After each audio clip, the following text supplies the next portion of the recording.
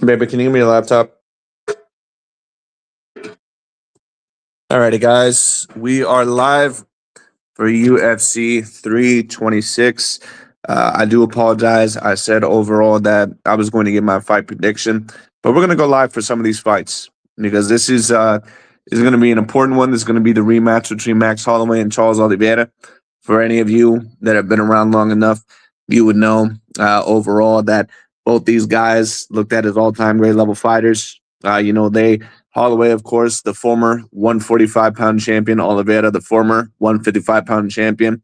I said that I was going to get my fight prediction. My fight prediction, personally, is going to be that of Max Holloway. I think that he's going to dominate him, but we'll see what ends up happening. Anyways, let's hope we get some people in here, and nice for you guys to join us. All right.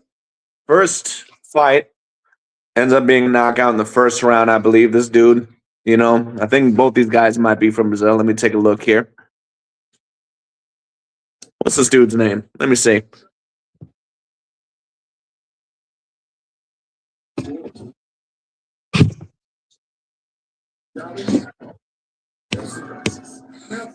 All righty. First knockout of the night, first round.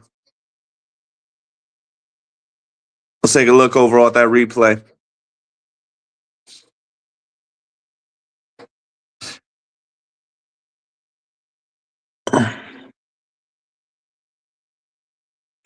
One guy is from Hawaii and one guy is from. Let me actually see your comment, my man, because I'm trying to look at it right now. It's being a little bit. One guy from Brazil. Yeah, no, that's right. Max Holloway is called the Pride of Hawaii, I believe. Charles Oliveira. I forget which part he's from, but yeah, he's been from Brazil. Gregory Rodriguez wins in the first round by knockout over his opponent. I believe his name was Bruno Silva. Fantastic punch. Let's see what ends up happening here.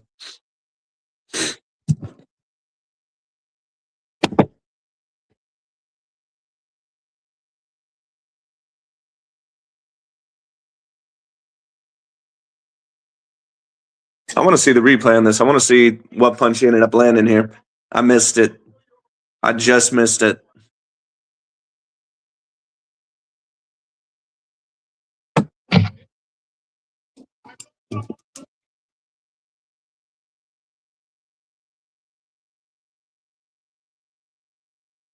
This guy looks fucking huge. Anyways, for those of you that are just tuning in, I forgot to post my personal fight prediction for the Holloway versus Charles Oliveira fight. My personal prediction will be Max Holloway for this fight.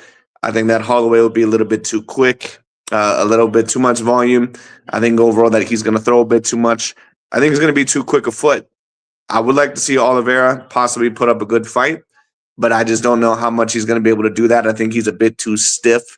I think that he does not throw enough. I think that, he kind of does not engage enough, actually, in terms of the ground game, which is crazy because Oliveira is known as the all-time great Brazilian jiu-jitsu artist, but I don't know if he's going to be able to push the pace enough. Holloway's a person that really loves to push the pace, and Oliveira is someone that, he plods a little bit more forward. He's a little bit more straightforward, and neither fighter really moves their head to a great degree. But I think that Holloway, with his striking, with his multi-dimensional jab, multi-dimensional lead hand, and other things, I think Holloway's going to be able to get it done. And I think there's some other good fights on this card too. I'm going to have to take a look and see what they got here. But let's see. Let me take a look and see how this actually looks on my YouTube channel here for a quick minute. All right, let's see. All righty.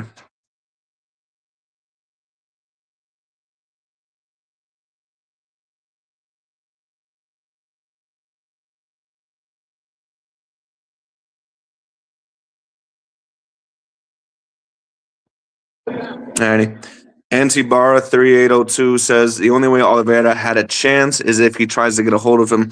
But yeah, when it comes to stand up, I think Holloway takes God, this money sign keeps blocking it. I'm sorry, my man. Takes I get what you're saying. Takes the cake.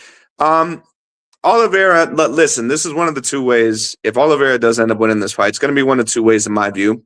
He's either going to have to push him consistently, One area that Max does show slight weakness in is that sometimes he does get hit inside clinches. We've seen that against Dustin Poirier, where Poirier, for those of you that remember their rematch a very long time ago, Poirier was actually able to slice his head wide open with a knee, and it probably won him the 4th round in that fight. I've also seen him get hit in the clinch, not only with Poirier, but Justin Gaethje, a few others. That is something that Charles is very good at, but Charles is a little bit straightforward. Charles, in my view, needs to continuously push the pace, and I just don't know if he's that type of guy. He will put on pressure, but it's more patient, and I don't know if he can do that with Max. I think the lateral movement and the quick feet of Max is going to give some problems. If Charles can repeatedly take him down, then yes, I think it'll be an issue. Do I think he's going to be able to do that? I'm not really quite sure about that. But anyways, we'll see about that. And I'm sure I'll have some people come from my boxing channels or my boxing takes as well. So if you guys have any questions on that, certainly let me know. But anyways, I think Holloway's going to dominate this fight. I don't think it's going to be really that close, but we'll see. UFC London.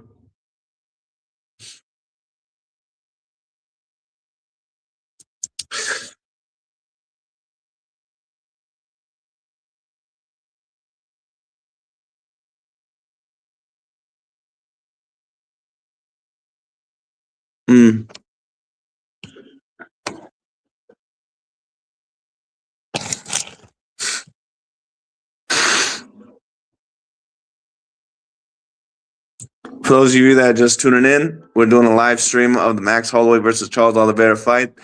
Let me know. For those of you guys that are interested, put your fight predictions down below, and I'll talk about them down below. But right now, first fight just ended. I believe that Gregory Rodriguez, he ended up getting a first-round TKO over his opponent. Beautiful knockout. I missed a replay. I think that he landed a swift right hand, though. Very swift right hand. I'll have to take a look at the replay. Maybe they'll show it here in a bit. But next fight, let's see who actually got next here. Let me actually look up on Google. Let's see here. It's actually a really good fight. Drew Dober versus Michael Johnson.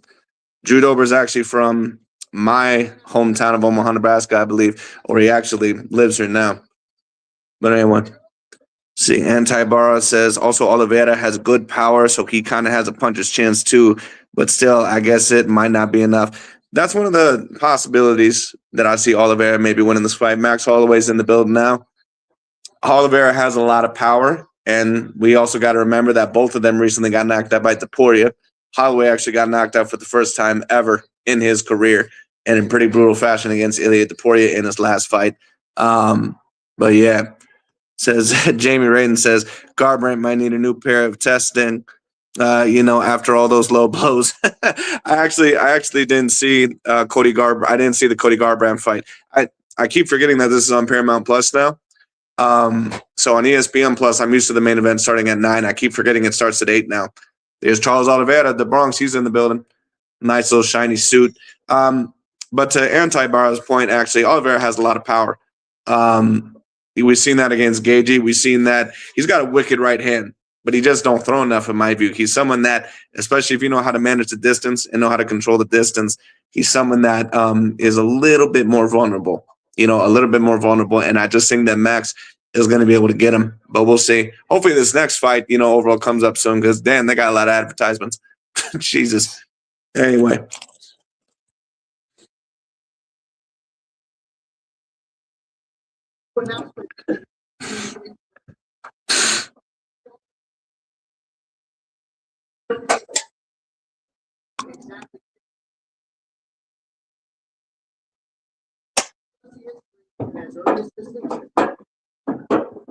(2026) Hall of Fame inductees. I mean, if I had to guess, maybe Ronda Rousey. They're talking about Zhang Weili. Okay. Did she retire? I didn't know she retired.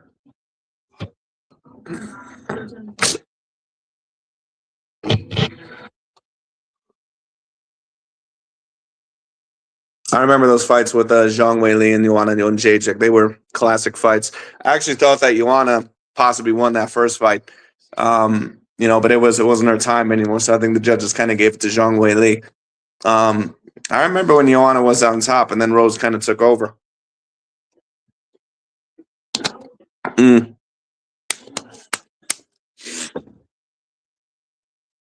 Oh my goodness.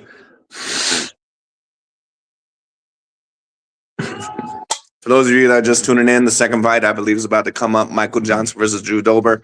My prediction for that one, I would have to say Drew Dober. I think that Michael Johnson's a bit more washed up. Drew Dober obviously isn't the most elite fighter, but I think that he's going to be a little bit too powerful and a little bit too fresh for Michael Johnson. Johnson has a habit of getting stopped, and we'll see. Drew Dober, of course, does too. Michael Johnson is very quick. I'll give him that, but in recent fights, especially, at least from what I've seen, he's been definitely going downhill. But we'll see.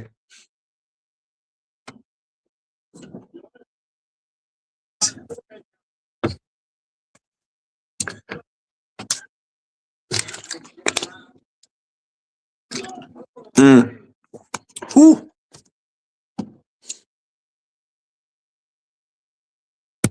Thank you.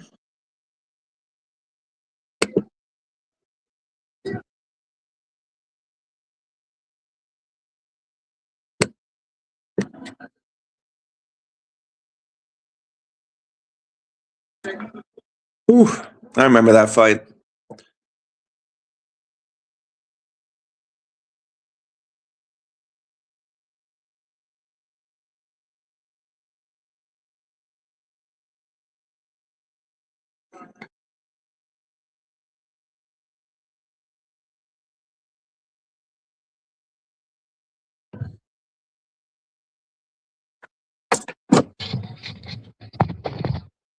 Thank you.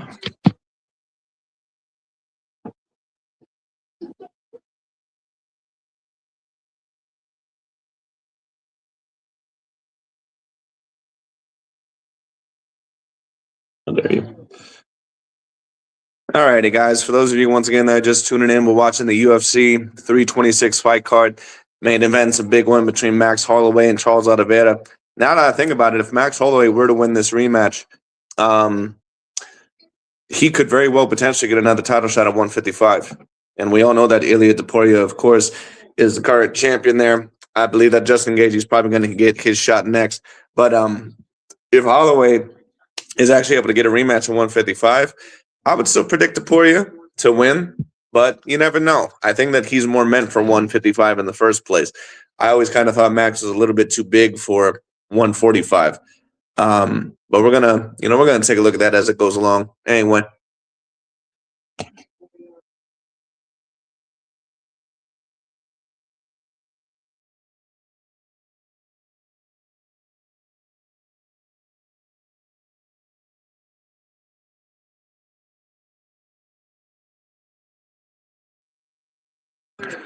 All righty, guys. Well, they're taking a long ass fucking time to get to this fight. Holy shit.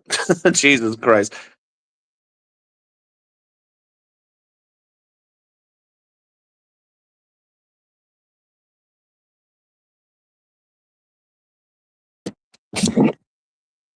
As you want a young Jacek, one of the greatest female fighters of all time. That's actually an interesting conversation about who you would put as the greatest UFC female fighters of all time. I don't think Ronda Rousey would be up there for me, at least not at number one. Let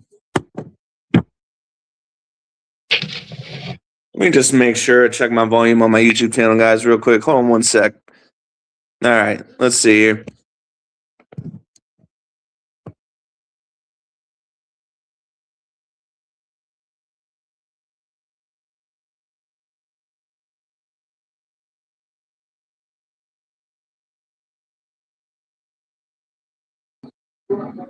Let me see this real quick. I wonder if it's working. Hold on one sec. If any of y'all can hear me, let me know. All righty, guys. So it's working. Here comes Drew Dober. Finally.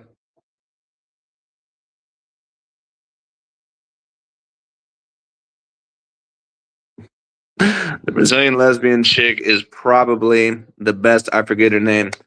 Oh, you're talking about Amanda Nunes. Nah, Amanda Nunes has to be the greatest of all time.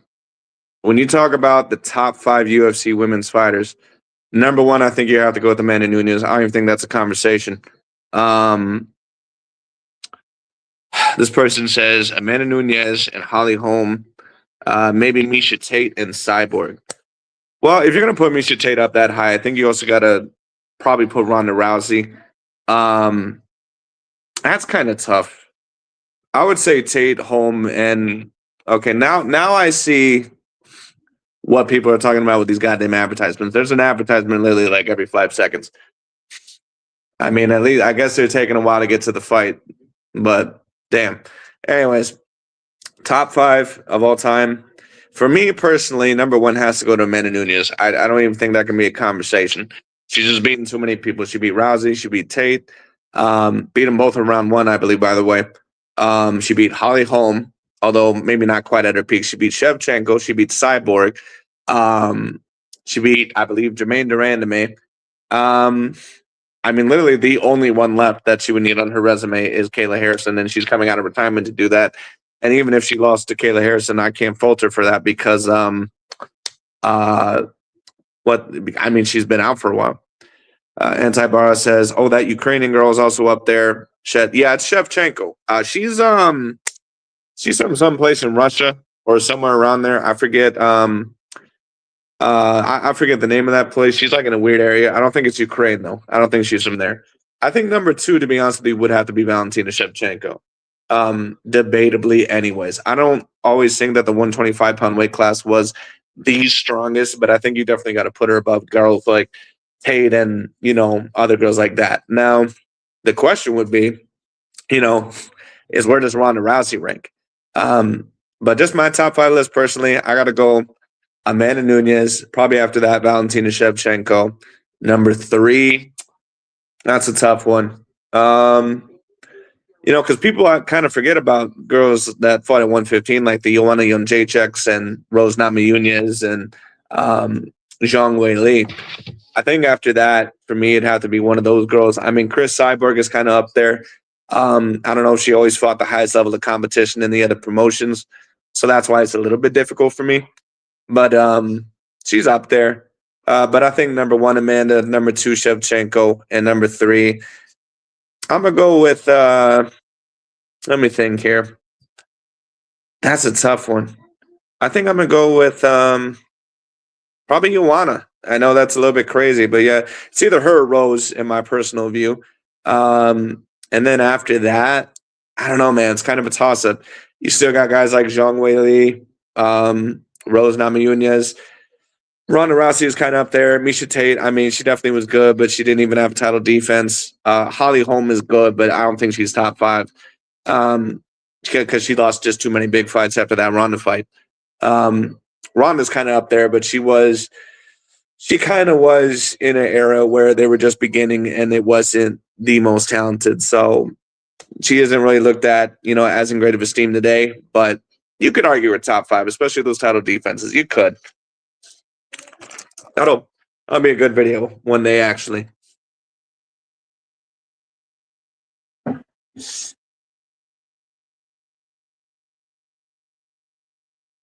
Michael Johnson.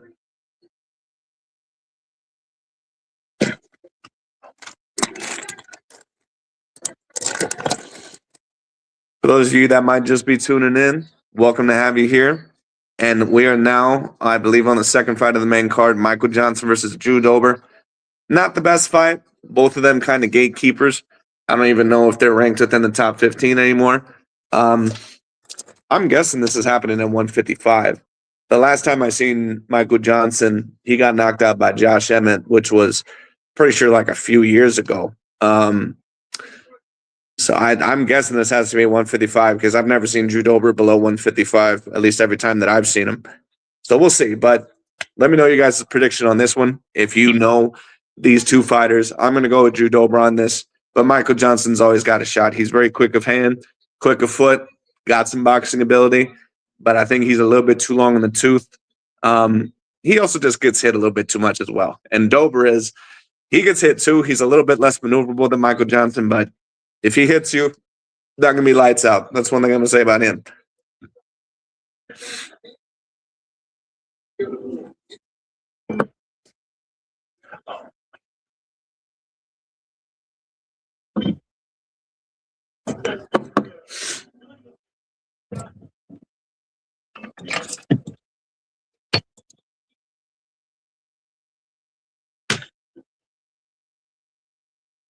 That's another question actually about UFC right now.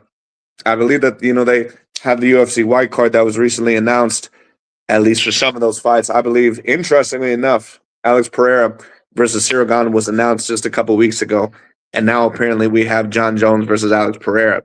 That's an interesting fight, although I don't believe it's for the official heavyweight title. Tom Aspinall, I believe is still dealing with his eye issues or whatever. Kind of thought at first that he was playing it, out a bit, but I guess to be fair, I don't know. But that'll be interesting. Conor McGregor allegedly supposed to come back, but I mean, let's be real. He's been saying that for the past part of a decade now. So I don't know how really true that is, but we'll see what ends up happening. Apparently, that UFC White House card is supposed to be very big, several title fights. We'll see. But for any of us that have been around UFC for a while, we know that a lot of fights get canceled.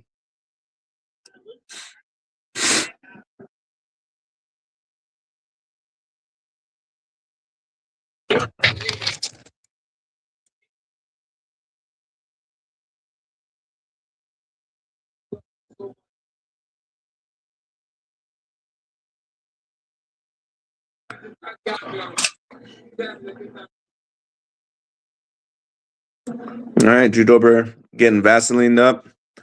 Let's take a look and let's see once again who will win this fight. 3-rounder, I believe. Those of you that are not familiar with UFC, and watch mainly my boxing videos, UFC is 5-minute rounds. But anyways, see, Anti-Barra says Aspinall signed with Matchroom, so I don't know what that means. Like, is he gonna stay with the UFC or go somewhere else? That's interesting. I actually didn't know that he signed with Matchroom. That's really weird. That almost makes me wonder if he kind of has plans to box. I'm almost quite certain that he's actually stated that he wanted to box, right? I think that I've heard a few rumors. I mean, that wouldn't be a bad idea. I don't think that I would do it now, but anyways. I wonder what Dana is going to do with Connor Bum and Eddie with Tom. I don't know. I don't really know. Um, it's going to be interesting. I mean, when you say Connor, I assume you're talking about Conor McGregor, but are you perhaps you're talking about Conor Ben? I've not paid attention to the news, so maybe I'm not knowing. I mean, I don't really know. Tom Aspinall move, I will say, is very interesting though. Oh, Conor Ben. Okay, so you were talking about Conor Ben. I didn't know that. I didn't know that they were having any discussions with Conor Ben. I would have to take a look at that. That's actually very interesting. Speaking of Conor Ben, though, a fight that I would love to see him in is a fight against Devin Haney. Apparently, I heard that Devin Haney turned it down as of recently. That's a fight that I would actually love to see. That's the main fight that I would love to see. But we'll see. I guess I did hear that Dana White's trying to get into boxing. He tried the Canelo and Crawford fight. We'll see what else he gets into.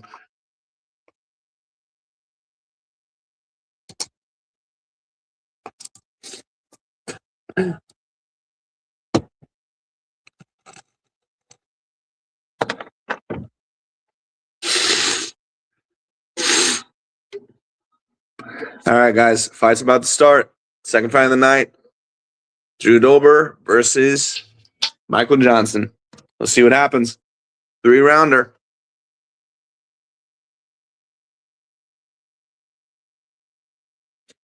All right, let's see what happens there.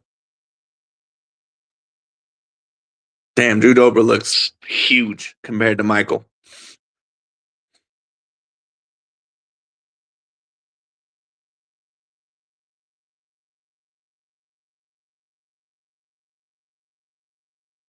Whew.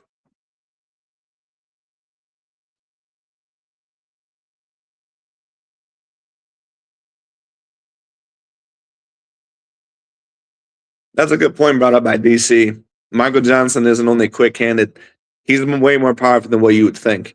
Dustin Poirier, for those of you that remember him, he was one of the greater fighters of that past decade.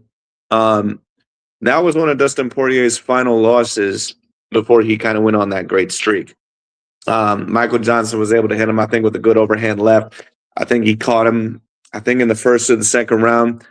And I always rooted for Dustin Poirier back then. He was one of my favorite fighters. He still is one of my favorite fighters to watch, but he's retired now, obviously. Caught him with overhand left. And that's when I thought that Dustin Poirier, that I thought that he just wasn't going to be able to get himself up. And then in his next fight, he fought Eddie Alvarez, a fight where Eddie Alvarez, kind of like regular, fought very dirty. And then after that, Dustin Poirier just went on this great streak. I remember that. And I was happy. Unfortunate that he couldn't, capture the title because he had multiple chances. But anyway, B. Wayne says, Dana signed Ben for 15 mil just to put him in with Regis Prograis. Big L for Dana. Oh, wow. I didn't know that. Okay. Yeah. I thought maybe you could have been talking about Conor Benn earlier. I was like, really? Like, Dana got involved with Conor? Trying to find his next Conor. Oh, good left by Drew Dober. I didn't know that. I've heard about that fight. I'm not the biggest fan of that fight. Good left kick by Drew Dober because I heard that Prograis, that's going to be a catchweight at 150. I don't even think Prograis fought at 147. So I think that's not really that good of a fight. I think that's on the Tyson Fury undercard. Okay, good little leg kick by Michael Johnson. Drew Dober and Michael Johnson are kind of going at each other with a little bit of leg kicks here. Just like I predicted, Johnson is clearly the faster fighter. But Drew Dober, he's around as technical as Michael Johnson, a little bit stiffer, but someone that can hit.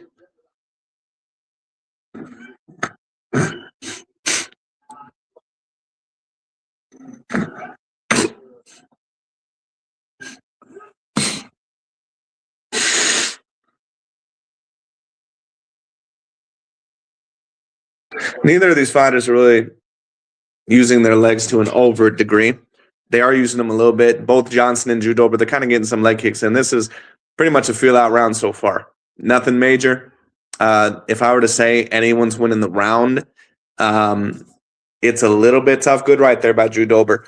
Right now, it's kind of a toss-up. I'm not really going to say that anyone's really for sure winning the round. Good leg kick there by Drew Dober.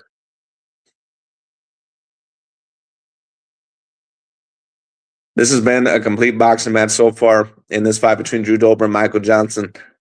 Southpaw versus Southpaw, too. I just realized that, too. You don't see that extraordinarily often. This is a very interesting matchup. And I got to say, Drew Dober is actually moving his head a lot better than what I remember. I didn't think he was really known for head movement. I mean, I don't think Johnson is known for the best head movement either, but good leg kick there by Michael Johnson. Good jab. Oh, no, good left by Michael Johnson. You can take a look at Drew Dober's right side of his face is getting a little bit red because that left is starting to punch through.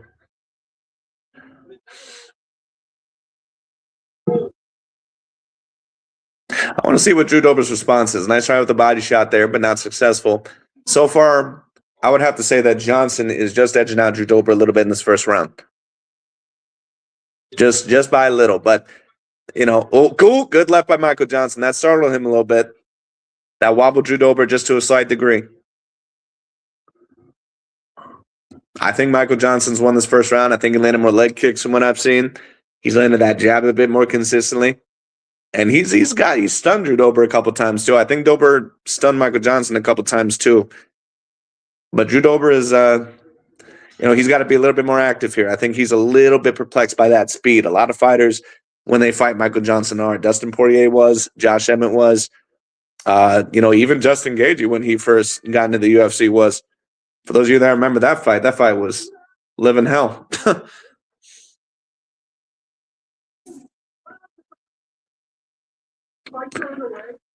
As for the Conor Benn situation, I'm going to be very interested to see where Conor Benn goes. I would love to see him in a fight with Ryan Garcia or what's his name, Devin Haney, if Devin Haney really wants to take it. I would love to see any of those fights. Conor Benn's a very entertaining fighter. He does have faults, but I really, really, really hope to see him somewhat in a big fight. It'll be interesting to see what type of fights Dana's going to get involved with in boxing a little bit later on. But anyway.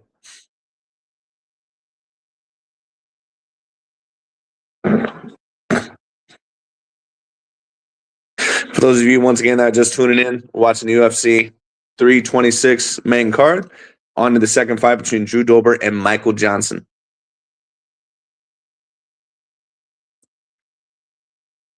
Let's take a look. Let's see who's going to win this second round. That first round, I think, had to go to Michael Johnson.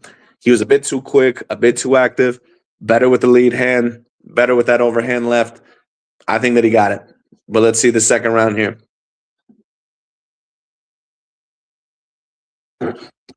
Yeah, Drew Dober's starting to get in a little bit more. I think he knows that he lost that first round. He's starting to put on the pressure a little bit more. Good body shot by Drew Dober. One thing about Michael Johnson that you will find out, he does keep his hands down, especially sometimes inside the range. Good right there by Michael Johnson. Excuse me.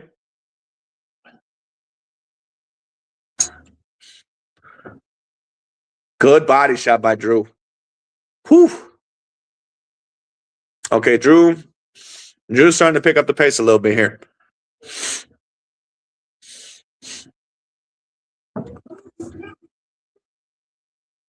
Ooh, spinning heel kick by Drew Dober. Just misses.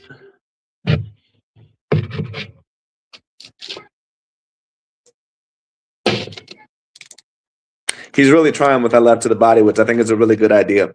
Michael Johnson has always kind of shown a little bit of vulnerability to the body. We've seen that against Justin Gaethje. We've seen it against other fighters as well. I think that that's a good game plan by Drew Dober. I do think that he needs to implement his lead hand a little bit more. But I think that he's a little bit perplexed at the moment because I think he's, fighters, when they get in the ring with Michael Johnson, good left by Drew Dober, good overhand left. That was beautiful. He countered the jab perfectly that time. Johnson is starting to get outboxed here. A very good round for him in the first round, or a decently good round. But Dober, I think, has learned to adjust, and he's starting to get at him.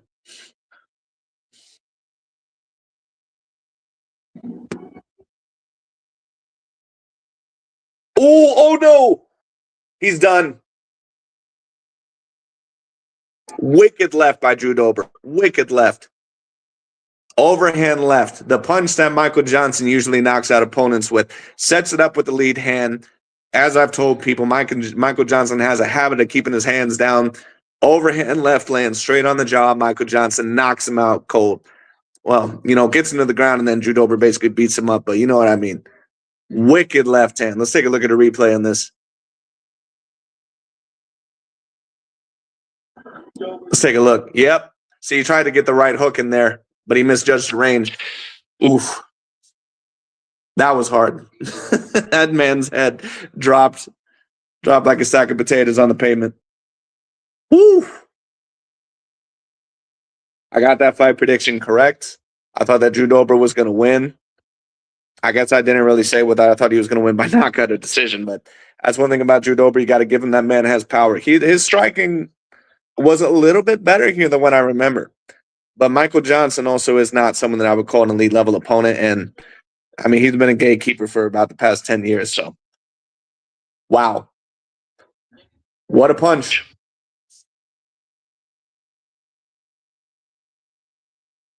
Wicked punch.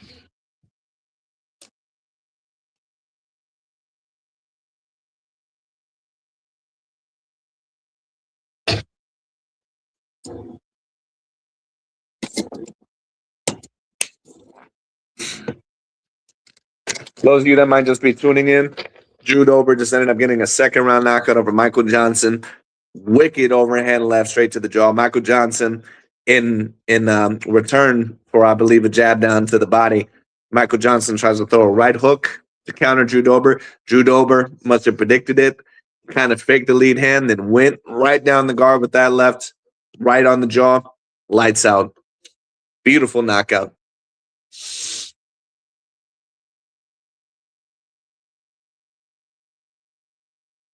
To be honest with you, I think it might be about time that Michael Johnson might retire.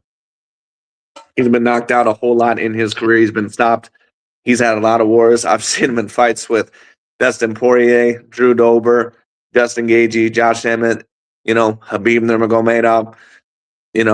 He suffered a lot of damage in his career. Justin Gaethje, let's not forget that one.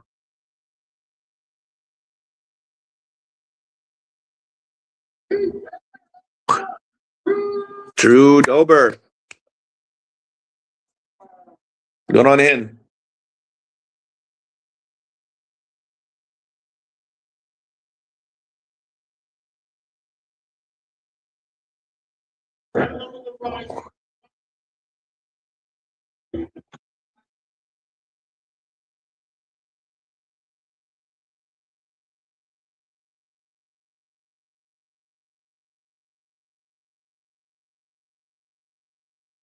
Yeah, Michael Johnson's jab was very good in the first round. It was starting to get to him, and I think that Drew Dober, that he was really won this win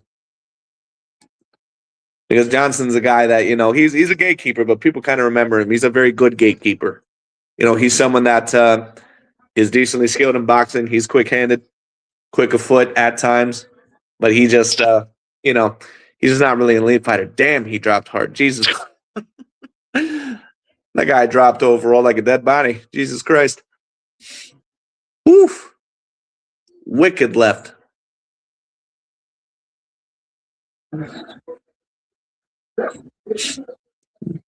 Good win by Drew Dober.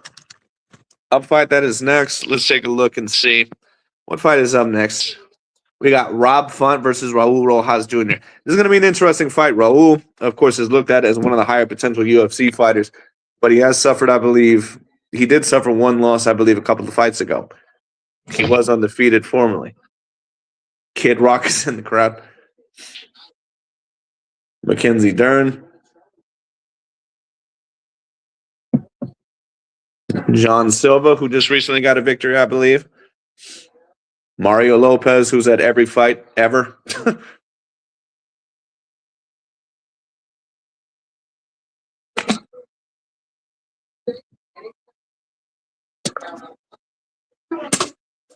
And the guy from Survivor. Oh, yeah. Okay, so those must be the people that are on Survivor right now. I haven't watched that show in like 20 years.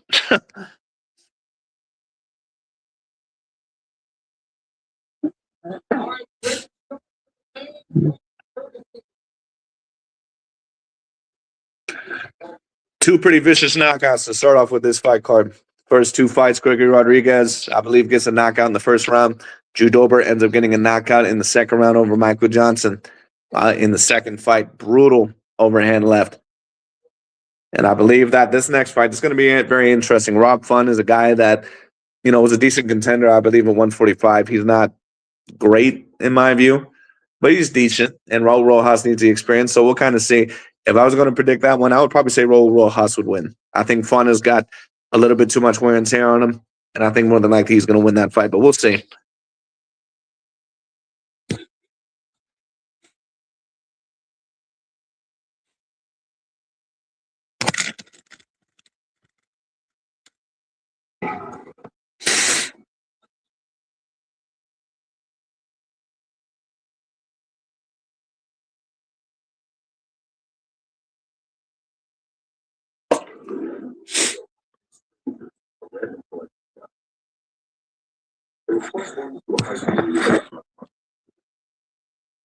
I might, because there's so many damn advertisements, might as well talk about some of the boxing conversations that were in some of my comment section. Let's talk about Alexander Usyk very quickly before we get into our next fight. For those of you, of course, that don't know, Alexander Usyk, allegedly for his next fight, is going to be fighting, I believe, a kickboxer by the name of Rico van der Hoeven, or whatever his name is. And, of course, a lot of people are up in arms about that fight. I don't think it's a good fight either. And I don't think overall that it should be allowed as a WBC title fight. We're, of course, going to talk about that. I, of course, also gave my comparisons, overall, with Usyk's resume to Terrence Bud Crawford's and Naoya Inoue. And we're going to talk about that in a separate video. But as for Alexander Usyk, Jamie Radin says, I would prefer Usyk versus Claressa Shields. I completely understand, my man. Oh, Justin Gaethje in the crowd? Probably very well could potentially be fighting one of these guys next, or the winner of Holloway versus Oliveira. That'd be interesting. I really hope that Usyk this year does fight either Fabio Wardley or that of Anajit Caballel. I think that everyone needs to see those fights, especially Fabio Wardley. That is a fight that a lot of people would love to see. Now, that being stated, we do see what's his name, Fabio Wardley fighting that of a what's his name, Danny Dubois next. That's actually going to be a very Ilya Topuria versus Gaethje announced. No, Pereira still is fighting Cyril Gane then. Okay, wow, that's actually a great card. It's in June. Topuria versus Gaethje, Pereira versus Gane, O'Malley versus I actually don't know who that is. Mauricio Ruffy versus Michael Chandler. I mean, well, no offense against Michael Chandler, but we all know him in big fights. Give me 1 minute, guys. Let me get a water. My throat's killing me.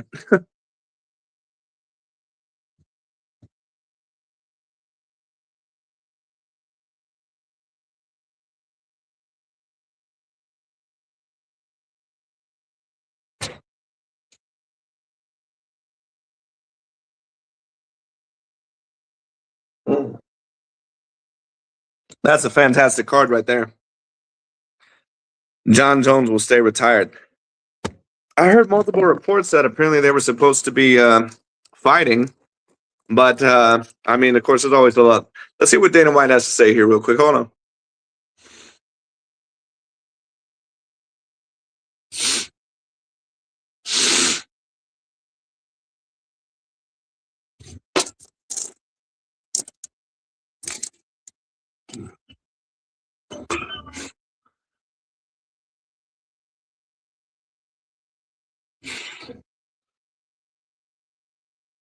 Oh, that's the card for the White House. Okay. I'm not gonna lie, they kind of acted like it was gonna be a lot better than that, but that's still a great card. you know, Connor allegedly is supposed to be fighting in there. Conor McGregor, that is. We were talking about Conor Ben a little bit earlier in boxing, obviously, but Conor McGregor allegedly was supposed to be fighting on there. I honestly don't think Conor McGregor is ever going to fight again.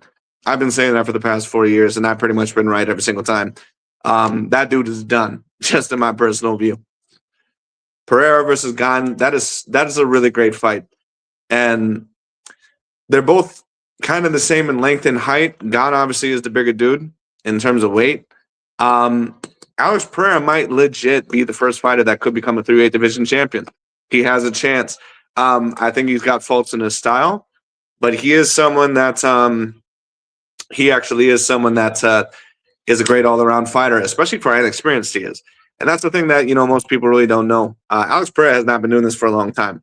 I don't know how long he's been kickboxing, but in terms of MMA, he kind of just recently got into it. I think about like 5-6 years ago. And for him to become a 2-weight division champion and beat the guys that he's beat is pretty amazing. As for Topuria versus Gaethje, hold on one sec. As for Topuria versus Gaethje, I mean, that's pretty much the fight that needed to happen. Gaethje always has a chance. You can't underestimate him. Dude's got vicious legs. He's got excellent power. I mean, Habib Nurmagomedov will tell you that Justin Gaethje was the hardest puncher that he was ever in the ring with. But I just think Topuria is too skilled. Gaethje's a little bit too hittable. I think that he's a little bit older. He didn't look quite the same to me in that Paddy Pimblett fight. And Gaethje looked about 75% of what he was in that Paddy Pimblett fight, and he's still what Paddy's at. So Paddy's got to go back to the drawing board and make some improvements. As for Pereira versus Gane, that's going to be a very interesting fight because, once again, they're similar in height and reach. Pereira is a little bit more plodding forward, although he still does know how to use his feet. But Cyril Gane, he's a little bit quicker on his feet. He has, I think that his style is allegedly Muay Thai, but he almost kind of fights like a Taekwondo or a karate fighter. He's very light on his feet. He kind of likes to move in and out. So I'm going to be interested to see how that fight ends up going. I think that if Pereira does end up hitting him, that he can get him. If I was going to make a prediction on that fight, to be honest with you, I can't really make a prediction right now. That's a fight that really could go either way. But I think you got to somewhat root for Alex in that fight, just because the man will be out for history. Of course, this next fight, let's see, should be interesting with Gane. It'll pretty much be a kickboxing match. I agree. That's pretty much what it's going to be. It'll be interesting to see if Gane tries to utilize the ground game because Pereira has shown a little bit of a weakness with up against the clinch, but we'll see.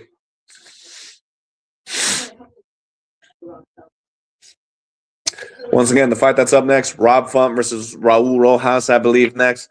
I got Raul Rojas winning this fight. I think he's going to win this fight by submission or at the very least by unanimous decision. I don't think this fight's going to be that close, but we'll see.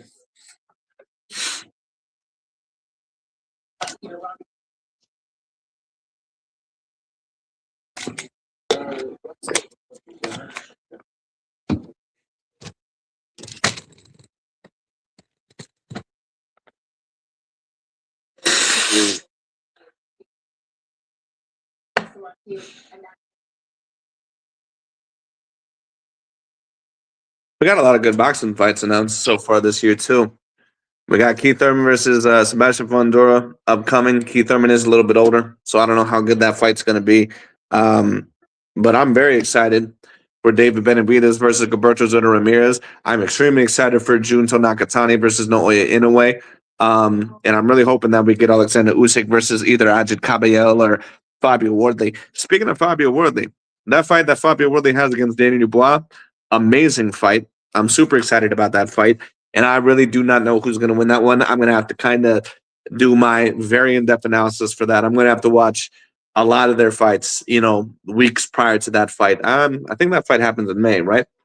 Let me actually look that up real quick. When does that fight happen? Let me take a look.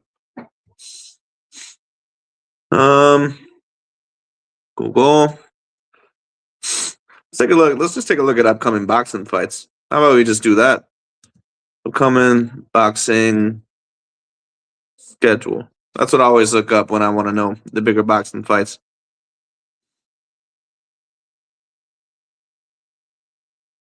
ESPN. Let's take a look and see what they got. They usually got all the. That's right. I forgot Tyson Fury. I think he fights in April though, don't he? I think he fights in April. Let's take a look. We got Sebastian Fundora versus Keith Thurman on March 28th. Not the best title fight in my view, but it's okay. And for those of you, by the way, who are tuning in for the UFC commentary, the White House card, I believe, was just announced. Ilya Topuria versus Justin Gaethje headlining. Co-main event, Alex Pereira versus Adesanya Gan. Then after that, Sugar Sean O'Malley, fighting. They got a lot of good fighters on that card. Mauricio Ruffy, I believe, whatever his name is, fighting that of a Michael Chandler.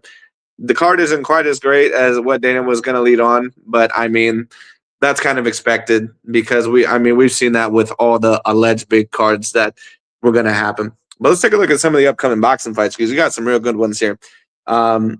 Sebastian Fundora versus Keith Thurman, like I said, it's okay. Deontay Wilder versus Derek Chisora. I actually really like that fight. I think that's a very interesting one. If I was going to make an early prediction, I would say Deontay Wilder, but neither of them are at the best points in their career. So if that ended up going either way, would not be surprised. Netflix then on April 11th, Tyson Fury versus, I believe, Makhmudov. That was that once upon a time undefeated Russian contender. No longer undefeated, of course. That'll be interesting. Let's see what else we got here. They got Alicia Baumgartner, but to be honest, I don't know the girl that she's fighting. May 2nd, Gilberto Zeta Ramirez versus David Benavidez. That's going to be a big one. Usyk versus Rico. Of course, that's not going to be as big, but I totally forgot that Floyd Mayweather versus Manny Pacquiao are having a rematch in September. That's crazy. I mean, it's still going to do big numbers. I don't think that obviously either of them are going to look like prime fighters because they're not. But that's crazy that it actually got announced this September as an official boxing fight, by the way, not an exhibition. That's interesting.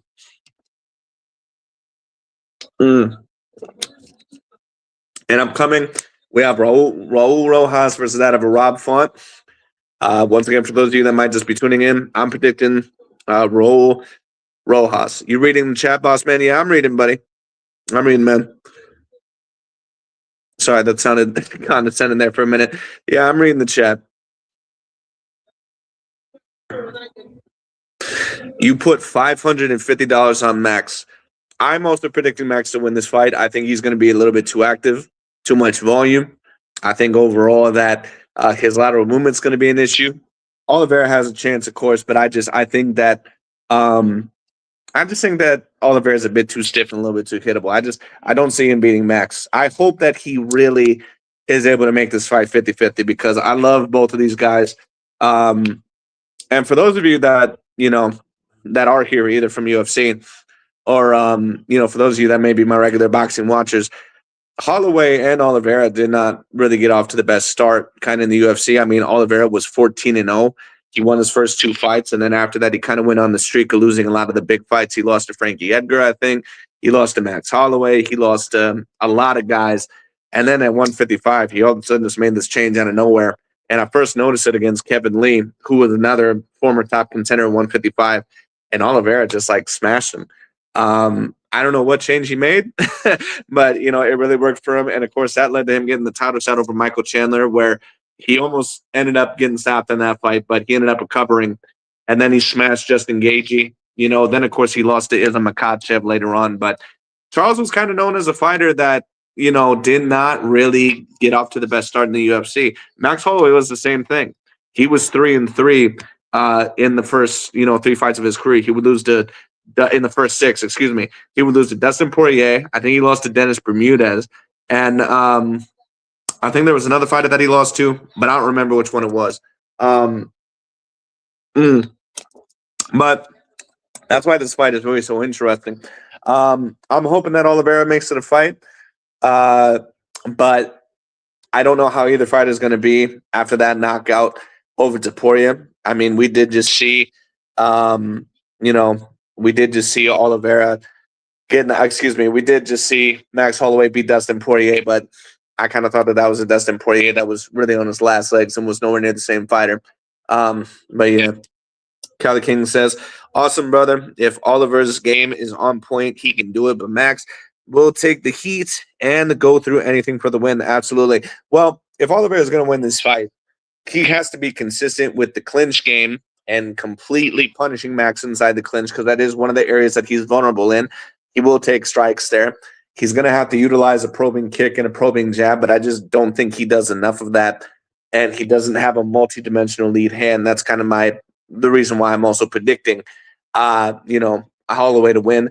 And I don't think he's going to handle the lateral movement that well. Oliveira needs to try to keep this up against the cage as much as possible. He's going to have to really, really pressure him the whole time. He's going to have to really push the pace. And if he's going to win the fight, it's either going to be that, or he hits him early, hurts him, and is able to keep him on the ground, and Max is just not able to recover or get submitted early. Those are pretty much the 2 ways that I see Oliveira winning. I could see Max pretty much winning by keeping his distance, out jabbing, Oliveira, which I assume is already going to happen. That's what I predict. I think Max is going to be a bit too technical with the striking. And listen, Max is a great striker. Listen, I'm going to say this, and I know that certain people are going to come at me with their pitchforks, their pitchforks and their torches. Max isn't always as good of a striker as what people try to claim that he is. He is a great striker, but when people talk about him being the best boxer in the UFC, there's a reason why he loses to certain guys like the peak version of Dustin Poirier and Alexander Volkanovski and Ilya Topuria. He is a great striker, but he's someone overall that doesn't have quite the boxing ability of those guys. He doesn't move his head off the center line quite as well. He doesn't change levels quite as well. He has a shorter arm reach kind of for his size. And on top of that, his hands can be down very low. But anyway, White House, low-key mid, bro.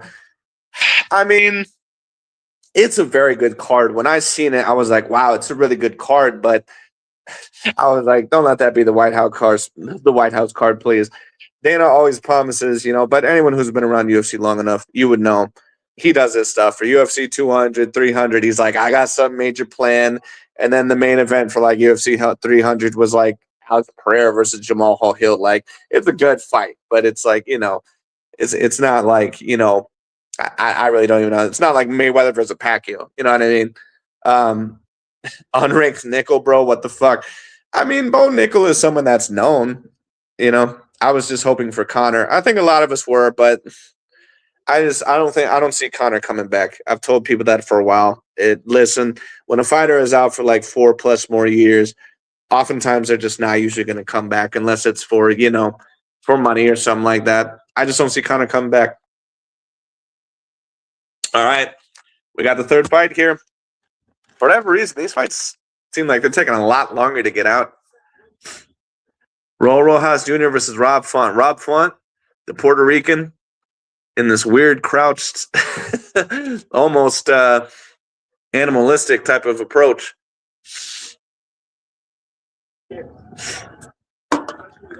Here we go. I got Rojas. I don't think that Connor's ever going to come back. Just my personal view. I don't think so.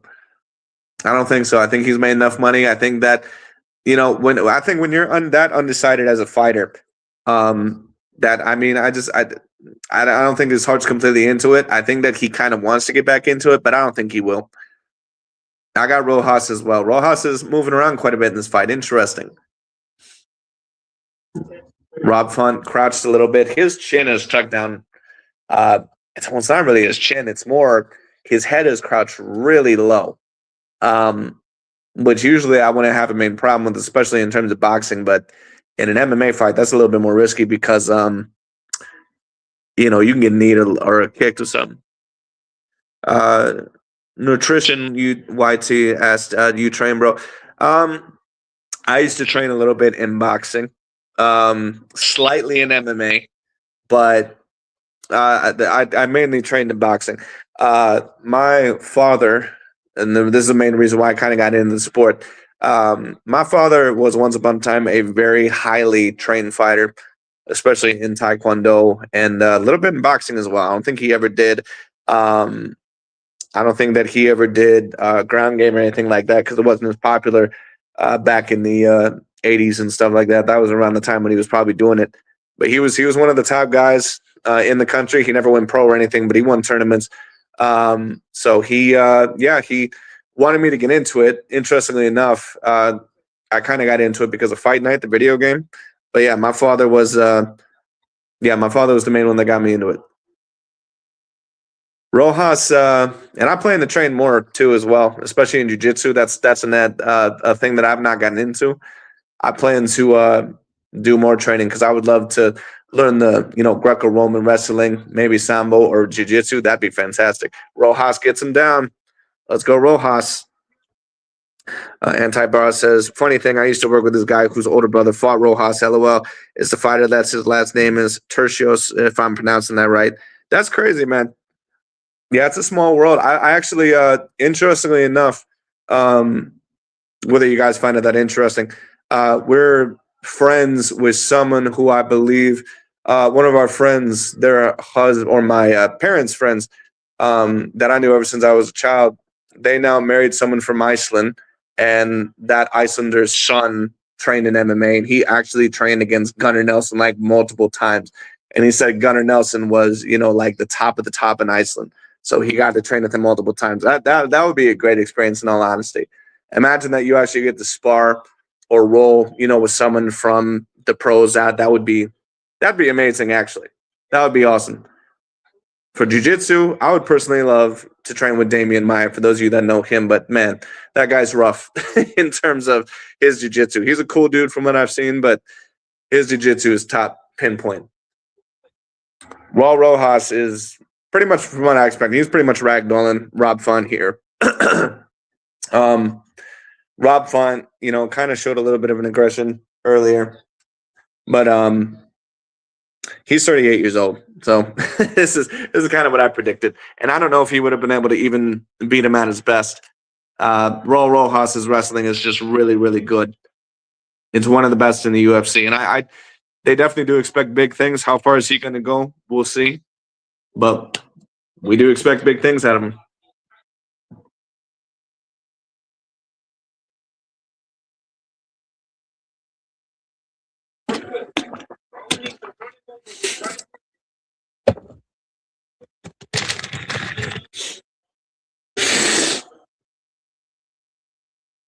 That is a good point by Joe. Roll was able to get Rob Font down, but he hasn't really done a whole lot of damage.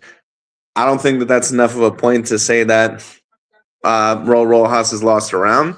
I think that he's clearly won it. His wrestling has clearly been the more superior of the two martial arts here, and he's just had the more dominant position. Rob Font, I think, kind of tried a little bit early, but he didn't really get anything off. I got to go with Roll Haas in that first round. I think that was very clear. So pretty much this this fight's going exactly how I thought it was going to go.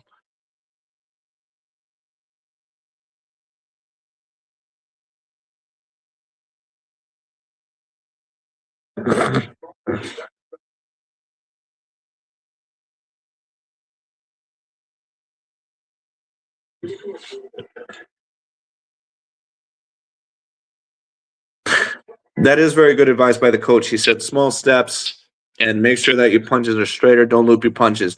And that's good advice. That's actually very good boxing advice because when you take smaller steps and on top of that, you don't loop your punches, you're going to be a lot more accurate. Your opponent is not going to be able to read your strikes as much. And on top of that, smaller steps means that you're not, running right into their range and it's harder for them to read you. So that's actually very good advice by Rob Font. The question is he going to be consistent when throwing? Because he's got to keep Rojas off of him. The thing is that many of these guys who face these elite level wrestlers, they're too patient. And you got to be patient with a wrestler, but you can't be too patient because then you're just going to get more opportunity. They know that you fear them. So, or that you fear the takedown. So then it just becomes a game to where you're not mixing anything up. If you're fighting a wrestler, you got to do something like what Leon Edwards is able to do against Kamaru Usman or Colby Covington. Go for the legs, kick their legs. Don't be afraid to throw that lead hand, set up counters, use your feet to move in and out, lateral movement. That's what you got to do. But you can't just stand there. And right now, Rob Font is he's in this really weird crouched position. And he just got taken down again.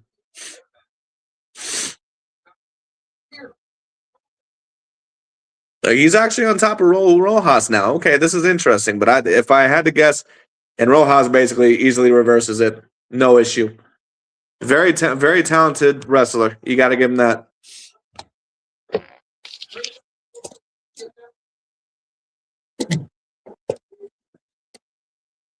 Someone actually had Rob Font winning that first round.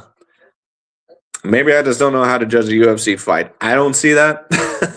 I think that if you have someone down on the ground for like 2 straight minutes and the other guy doesn't really land that many strikes, that guy should win. That's just my view. I don't see how the hell you score that first round for Rob Font. I'm sorry, but no.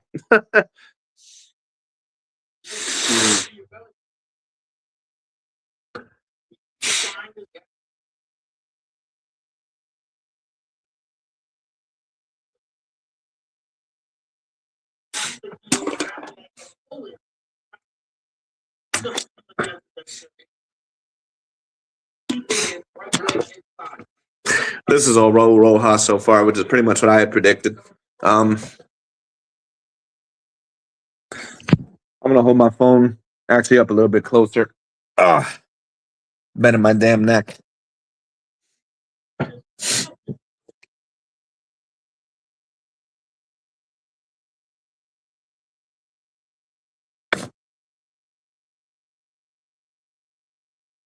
Rob Font is trying. He's trying to get into a new position, but there's just nothing that he's able to do. Which is pretty much what I predicted once again. I don't know how great Rob Font's ground game ever was, but at 38 years old, and Rob Font never really being that great of a contender anyway, I don't see how he's going to win this. Rojas is about to get on top. He's on his back.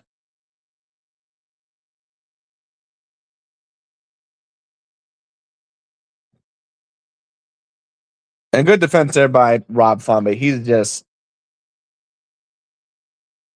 like I said, there's nothing that he's able to do here. This fight is not going to be competitive. Pretty much what I had predicted. Rojas shows a lot of potential. I'm not quite sure who his next opponent is going to be. I believe that this is going to enter him into the top 15. I don't think Rob Font is really going to stand that much of a chance here. A fight that I would like to see Rojas in, maybe a Brian Ortega, but I think Brian Ortega went to 155. I don't even think he's there anymore. And I'm trying to think who else. Wants to be, Rob Font he got kind of close to an approximation of a triangle, but you can just tell this is not his world. A fight that I would love to see Rojas in next. Who's at 145 right now? Who's really at 145? I will eventually, maybe a Yair Rodriguez, but he might be a little bit too high for Rojas right now. He might be a little bit too high in the rankings. Who else? Who else could he fight? I would, to be honest with you, I would love to see a fight between Rojas and Yair Rodriguez. I think that would be a fantastic fight. But Yair Rodriguez, to be quite honest with you, he's not really the best at always defending the elite level ground game. and we've seen that against Frankie Edgar. We've seen that against Brian Ortega. We've seen that against a multitude of other guys. But it's clear that Rojas, he has a lot of potential. I expect big things out of him.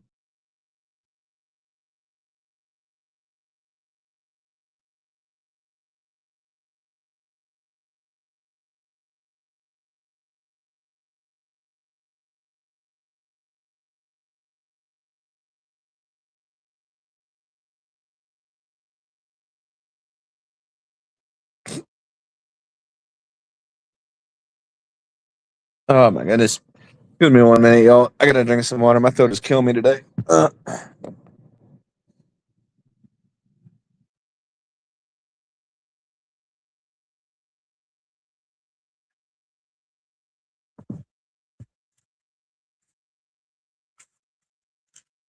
have Rojas up 2 rounds to 0. I don't think this fight has been close. I think that one of the people on Twitter claimed that one of the comments that they showed. I think one of them claimed that they gave Rob Font the first round. I have no idea how you give Rob Font the first round. He did nothing. Rojas, in my view, it's a clear 2 rounds to 0. This fight is not close. Pretty much what I predicted.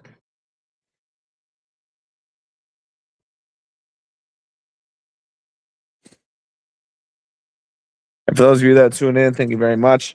Right now, we are on the Rojas versus Rob Font card or fight, excuse me. Then next, I believe they have. They're showing Jai Opataya versus Glanton. When does that fight happen? Does that happen? It happens tomorrow. I don't think Glanton's an undefeated fighter, though. I haven't really heard of him. Let me take a look. Let me take a look at that man's record real quick. Jai Opataya.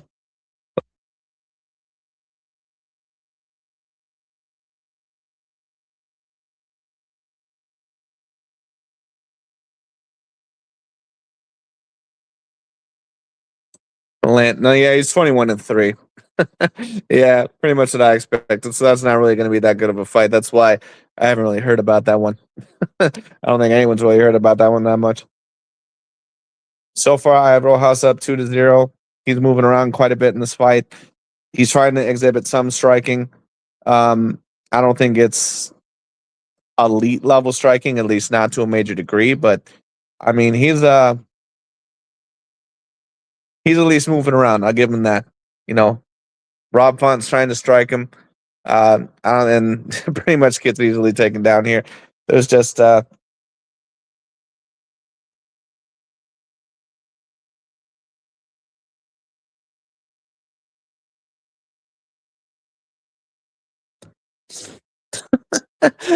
Font is on the ground again. Yeah, pretty much what I predict for this fight. This fight's not even close. The real two fights on this card, at least over the ones that are going to be more entertaining, are really the next two. Because I'm kind of excited for that next one. That's going to be that one Brazilian fighter, I believe one of the fighting nerds, versus who the hell is he fighting again? Let me see. What the hell is the second fight on this card? Oh yeah, that one. That one. Interesting one. Actually, I'm going to be excited for that one.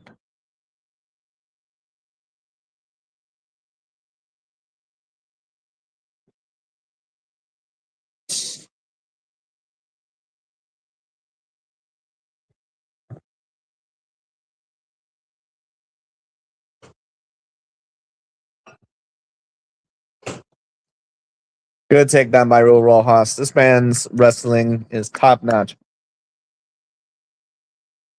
And Rob Font is trying to reverse. He just can't compete with the positioning of that of a Roll Rojas. I think that he's lost every single round quite clearly. I mean, for those of you that are just tuning in, or for those of you that may be wondering how the Roll Rojas versus Rob Font fight is going, it's not even close. Rojas looks really good in this fight. I would love to see him in a top 10 fight next. He looks ready for it. To be honest with you, I think it's about time that Rob Font retires as well, because his time has been up for a while. Man is 38 years old. I don't really know of any huge wins that he's gotten as of recently. I mean, I could take a look, I guess. Let me see. Rob Font. Let's take a look.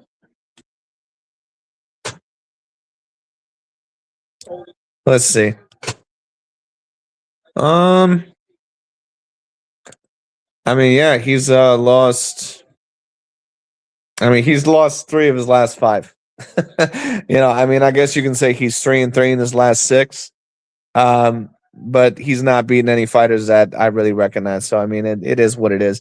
Um, Rojas looked really good in this fight. I mean, there is still about a minute left. I just don't see how Rob Font's going to get past this. Like I said, there are too many strikers in my personal view. They're just a little bit too patient with wrestlers. If you're going to get at wrestlers, you have to go after the legs very quick. Right now, Mr. Mike Rodriguez, Raul Rojas versus Rob Font is on right now. Fight is not the most entertaining. I ain't gonna lie to you. But it's the next 2 that's really gonna be entertaining because those guys are real top contenders, and obviously the main fight it's gonna be for the BMF title. That's the fight, of course, that everyone's looking at here. But there are 2 more fights after this, so we're only after the next fight we got the main event on. But yeah, this fight pretty much ended up exactly how I thought that it was going to go. Not the most entertaining match, but we'll see what Raul Rojas is going to be able to do against higher level competition. I mean, one thing I'll give Rob Font credit for is this. At least he didn't get stopped in this fight. I got Charles tonight. Who you got? I actually have Max Holloway. I think that Holloway is going to win the fight. I don't think it's going to be that particularly close, and I really hope that I'm wrong about that. I think Holloway's lateral movement's going to be an issue. I think that his jab and lead hand are going to be an issue. Melvin Garcia asking who you got winning the main. Yeah, man. I have Max Holloway winning the fight. I think that I don't really know where Max and Holloway are at right now. They both got knocked out by Topuria recently. That dude Topuria, by the way, that dude is fucking phenomenal. Like that man is the best boxer, hands down, I've seen in the UFC's history. And the man is literally just a walking sleeping pill. That man also, by the way, and not to get distracted here, but just to finish it up, he's also got Greco-Roman wrestling, apparently. He's also got A-grade level jiu-jitsu. That man's going to be a problem if he can handle the wrestling. But I got Max. I think that his lateral movement is going to be too much. Charles Oliveira, he does have a bit of a problem kind of plotting in a little bit too straightforward. He's not the most active with his strikes. He's active, but Holloway is a lot more active. I think that he has more discipline and also a lot more variance in terms of his approach with the striking. I think that it's going to be difficult for Oliveira to keep up the pace. I think the only way that Oliveira is going to win is one of 2 ways, and I explained this earlier.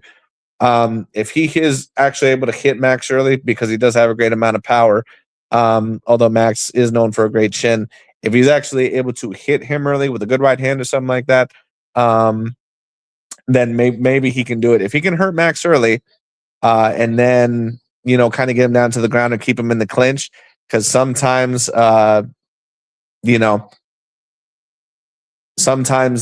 a fighter gets hurt early and taken down, they can't recover. If he can do that, then maybe, but I don't know. B Wayne says change. You think I should change overall to Oliveira, or I'm not sure what you mean by that, but anyway.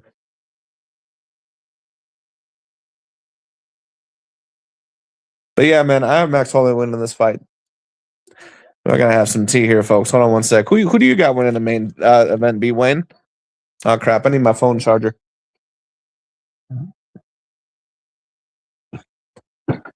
All right.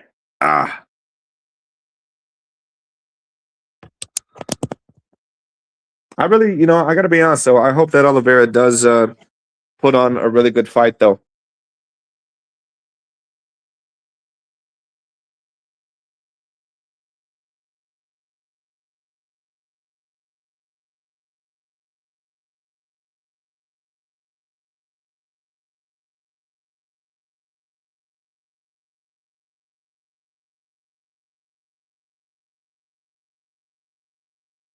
Rojas said that he tried to get the stoppage. I'm going to be very interested to see how he improves because he's got a lot of potential, especially in the wrestling. But in terms of striking wise, he does seem a little bit raw. He seems still a little bit untamed. My bad, my autocorrect. LOL. I think Max wins, but I want Charles to win. He's kind of the underdog. If I had to guess, Max Holloway probably is the favorite. I'd be surprised if Oliveira actually is the favorite. But yeah, I'm hoping that Oliveira at least makes it 50-50. I predict that Holloway at the very least is going to win 4-1, if not 5-0. I really hope I'm wrong. This guy Rojas should be a part-time. God, this money sign is like right my way. I can't even read it. Hold on one sec. Should be a part-time model. Oh, for sure. Of course. Obviously. I want to see Ilya versus Islam. I want to see Ilya versus Islam too. That would be interesting to see if Ilya can actually handle that wrestling. Um, let me give Islam some credit here because both against Oliveira, Volkanovski, and a couple of other guys, he actually showed that he can be a competent boxer. I was going to give you guys a review of some of their fights, but it got copyrighted, of course. That's why I didn't end up releasing it yesterday. But I was kind of going to do some fight footage. I wanted to do more of an edited video that probably would have not got copyrighted, but it just thought Mark Zuckerberg is getting booed. I must have seen those Epstein files recently. Puka. Oh, that's right. The LA Rams wide receiver. There's Marab Divashvili. That was a fucking crazy ass fight between him and Piotr Yan, by the way. I would love to see Ilya versus Islam. That's an amazing fight. I think Islam is a little bit worried about Ilya. I'm not going to say that he's downright scared, but I think he knows that Ilya could be a problem, especially if he's able to keep it up on the feet. And Ilya is someone that is phenomenal on the ground. The problem is that Ilya is just a little bit undersized. But I said that Alex Pereira or Pereira, however you want to pronounce it, Piera, whatever. He has a real chance of becoming a 3-weight division champion. I wouldn't favor him over Tom Aspinall, but he has a chance. Ilya Topuria has a legit chance of becoming a 3-weight division champion as well, the first ever. Ilya Topuria, that dude is a monster. I would love to see Islam versus Ilya. I don't really think that there's any fighters at the current moment at 170 that really could challenge Islam that much other than Shavkat Ramonov. But we know that, he's kind of out right now. So hopefully we'll see. This next fight between De Ridder and that one Brazilian dude, one of the fighting nerds, this is going to be an interesting fight. I'm actually not quite sure who to predict in this. If I was going to predict, probably the Brazilian. But yeah. Do you think Alex Poatan can beat John Jones? Alex can have a possibility of defeating anybody, I think, with his power. And he is, for as long as he's been in MMA for, or Tom Aspinall, yeah, we'll talk about that. As long as in MMA for, it's pretty impressive what he's been able to do. Would I predict him to beat John Jones? Probably not. It depends what version of John Jones we're getting. He is about 38 years old, I believe, or maybe slightly younger than that. I don't know. So it's possible. I do think that John would be a little bit too technical. I think that he'd be a little bit too technical with his striking, with his leg kicks, and also with the ground game. Alex could give him some problems, though. If Alex were to win, I wouldn't be shocked. But I would definitely favor John in that fight. As for Tom Aspinall, I would probably favor Tom Aspinall just because he also can be very technical and very talented. But one thing I'll say about Tom Aspinall is this. His boxing, although it's very good, especially for a heavyweight fighter, he can at times, like he has a very similar problem to Max Holloway at times. He don't move his head off the center line as well as what he needs to. And he'll move his head straight back at times overall to kind of bend back, which is okay to do at times. But if you do it too repeatedly, then, or too much or too often, then you're just getting hit back in the straight line. And to be honest with you, I was not super impressed with him in that last fight against Cyril Gane. Now, we're going to have to see what Alex Pereira does, or Poatan, what he does against Cyril Gane, because that's a 50-50 level fight in my view. I want to see what Alex does against Cyril Gane first before we even talk about, him possibly fighting John Jones or Tom Aspinall. Right now, I would probably favor both John Jones and Tom Aspinall over him. But let's just say that, he ends up completely not just knocking out Gane, but completely like outdoing him. Then I'd be like, wow, all right, like he's got a shot. That's what I really want to see. But I love watching Alex. I think you got to really appreciate what he does. I've always kind of compared him to the current day Chuck Liddell, because that's pretty much what he is. He's very powerful. He's a little bit sloppy at times. He's someone that keeps his hands down a bit low, but he's someone that, for the experience that he has, he's a phenomenal guy to watch. They got a lot of good cards upcoming. They have that, Olberg, I believe, or Olsberg, whatever his name is, versus Prochazka. That's a great fight. You know that Yuri always puts on a show. And they got Joshua Van. That was unfortunate, man. You know what? I really want to see the what's his name? Is it Alexandre Pantoja? Pantoja, that 125-pound dude. I want to see him come back and rematch Joshua Van because in that last fight, he fell on his arm and broke it. So that's unfortunate. But I like Pantoja too. Pantoja's a great fighter. He's someone that is always a great watch. Let's see what they got here. Dominic Reyes versus Johnny Walker. That's actually a pretty good fight. Benio Dariush versus Manuel Torres. Curtis Blades versus Josh Hokit. Joshua Van versus Tatsuro Taira. And I mean, it's an all right card. I'm not going to claim that it's great. April 11th. It's all right. For those of you that might just be tuning in, by the way, the White House card just recently got announced. They have Ilya Topuria versus Justin Gage as the main event. Alex Poatan Pereira versus Cyril Gahn, I believe, on the co-main. They have Sugar Sean O'Malley versus somebody for the third fight. They have Michael Chandler versus Mauricio Ruffy or Huffy, however you want to pronounce it, because I know down in Brazil they pronounce their R's different. It's a very good card. I just like regular, we were all expecting something bigger for the White House card, but anyways, but yeah, for any of you guys that have any more questions, comments, let me know who you guys are picking, down in the fight. For those of you that might be new here, let me know. Always, down to answer questions. I'm excited for this next fight.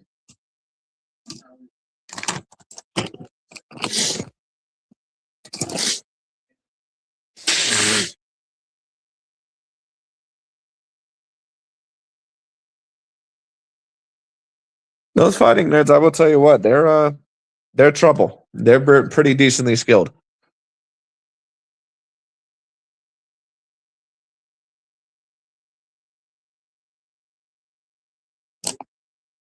This DeRinner guy, I think that's he's not bad. He's a little bit awkward in my view. The first time that I seen him was against Robert Whitaker, I think a couple of fights ago. To be honest with you, I didn't really think that he won that fight. I kind of thought that Robert Whitaker actually pulled that out. Maybe I'll have to rewatch it. Oh, that's right. He did defeat Bo Nickel. He was the first one to defeat Bo Nickel. I would love to see a rematch between those two eventually. Um,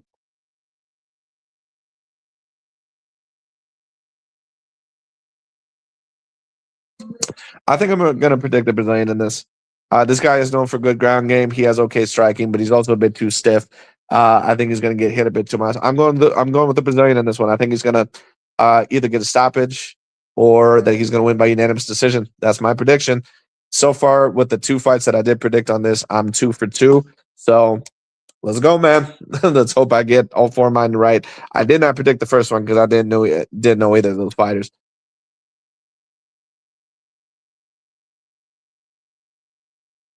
It's going to be interesting.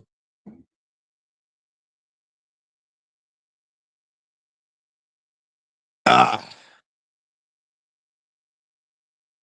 whew, that was good tea.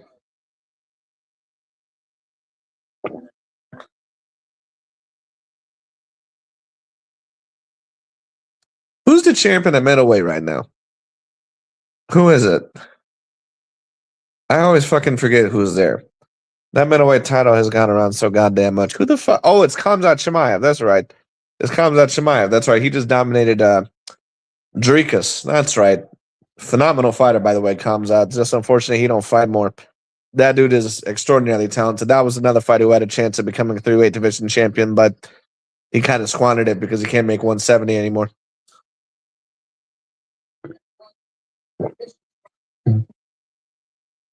And for those of you that are just joining us, or for anyone that might come in, Heiner, De Ritter, I believe, is coming out.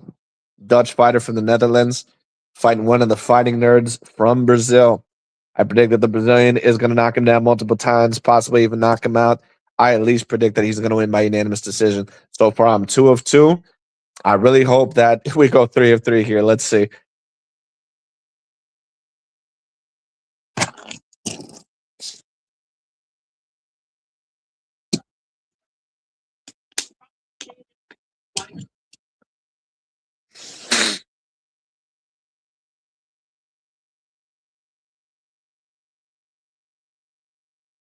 Who did he lose? Because I know this guy lost to someone last time. Let's see. Who did this guy lose to? Who did this guy lose to? Let me take a look. Because he lost in an upset.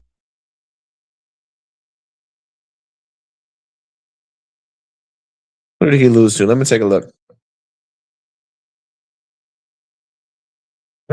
Oh, he was a former one middleweight world champion.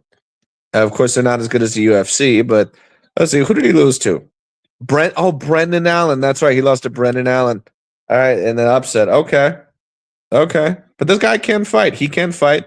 He only lost to Anatoly, in one championship. Okay. And that was at 205 pounds. So he probably didn't even belong there. You know what? I might be underestimating this guy a little bit. Let's see. Let's see how good he is. I wasn't that impressed with him a couple of fights ago when I seen him. But let's see. I'm going with the Brazilian on this one.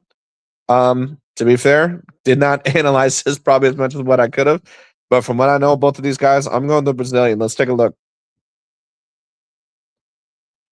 This is going to be a great fight. Should be anyway.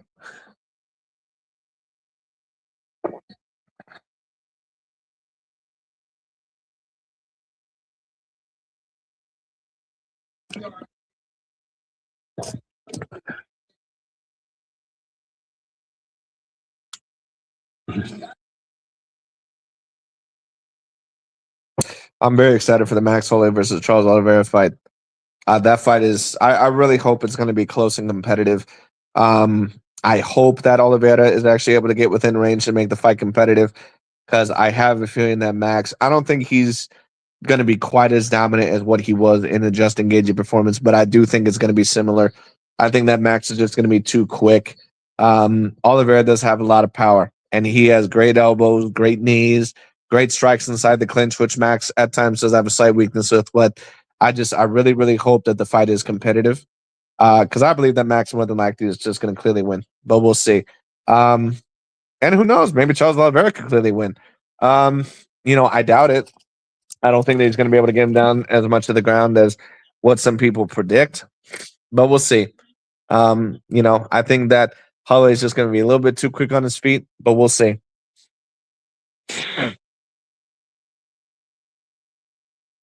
This guy looks fucking huge. Jesus.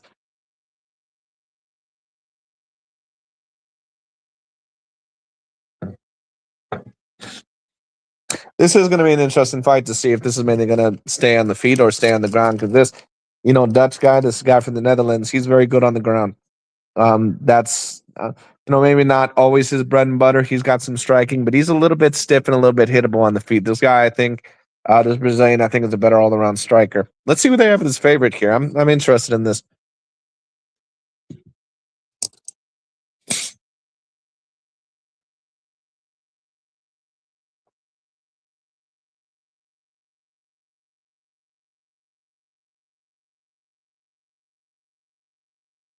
Oh my goodness.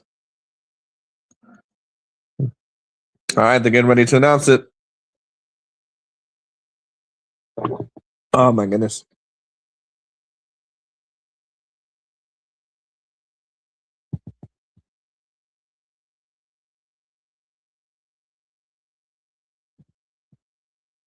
All right, for those of you guys that are just coming in, we're about to have, so the Brazilian is the favorite. I would have him as well. We're on the co-main event now, guys. Getting closer.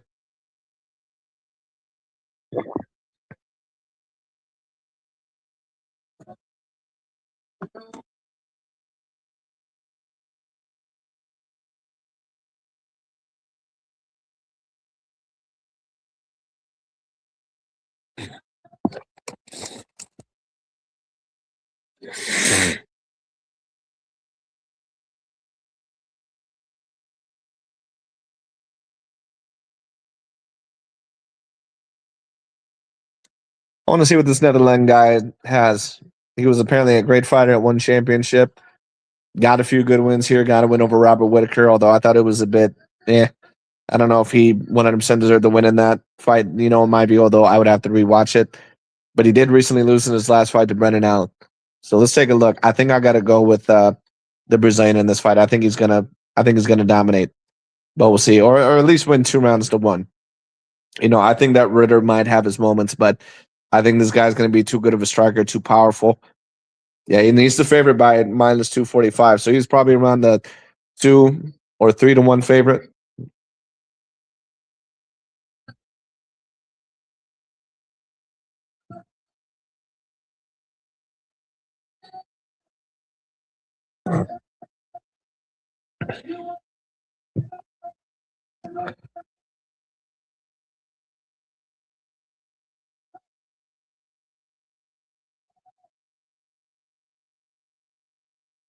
Ohio. Kyle. I'll just call him Kyle because I ain't going to lie, because I'm not too familiar with his name. I'm not going to butcher his last name. All right, we got Kyle versus Ritter here.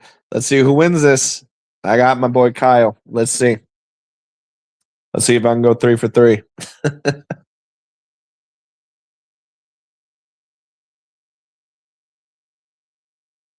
And here we go, guys. Co-main event on right. Oh, immediate spinning back kick. His hands are really low, though. You know, it's very interesting. You can tell some of these fighting nerds, they fight so much like Conor McGregor, that is. Because I believe that Mauricio Hoofy or Ruffy, however you want to pronounce his name, he fights almost exactly like Conor. He's like an interpretation of him. And so is this guy. And maybe that's just their own style. But their hands are down like really low. They try to do some of the same counters. I mean, so far the fight's going as I thought. But you got to keep your hands up more in the vicinity, though. Some fighters like to keep their hands down really low, but it's very risky. Some MMA fighters or some fighters have they have kind of the philosophy that if you keep your hands down, that you'll be able to land almost any punch you want, because if they throw a punch within the range, the punch is already kind of there. And I get it, but that sacrifices so much defense. Oh, good left. Good left by Kyle. Already kind of getting the knockdown. So far, my prediction has been living up, to the hype. Ooh, what a good left over the top. Whew. Uh-oh, low blow. Low blow. DeRitter hits Kyle, I believe, with an accidental low blow. Well, let's take a look. You never know. He could have been hurt. That could have been on purpose. Let's take a look here. No, I don't think he probably meant that on purpose. I don't think he knew that Kyle was going to go for a knee there.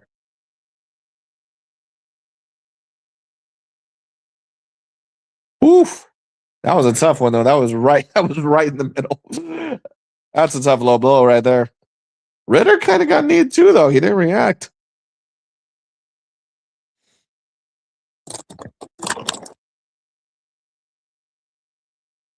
So far, the first round has been all Kyle, all the fighting nerd, all the Brazilian. Excellent boxing ability. For an MMA fighter, he has that good looping overhand left under DeRitter's lazy jab. Excellent. But let's see if this low blow, if it does turn the tide, because you never know. Sometimes low blows, they do turn the tide. But so far, everything that I've seen is correct. This guy's a little bit too maneuverable. I don't like that his hands are down that low, but he's too maneuverable. His feet are too quick. His head movement is better than this guy. And DeRitter's striking is just really kind of sloppy. It's just slow. It's advertised. It's lazy. He fights a little too tall, chin kind of wide up in the air. But we'll see. We'll see.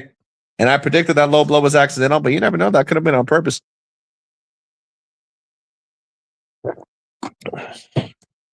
Interesting. DeRitter is putting on the pressure here. He knows that he's in trouble. He's got to put some on here. Uh-oh. Okay, DeRitter did get a couple strikes in there. Like I said, this guy's hands are down a little bit too low. Good left by Kyle, though. Immediately backs up DeRitter. Good leg kick. Wow. Good right.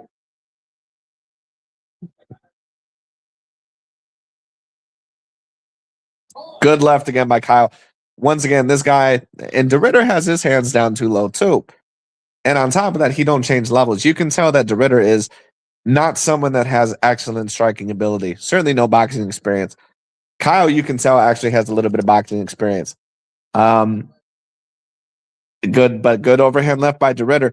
Once again, he's keeping his hands down too low.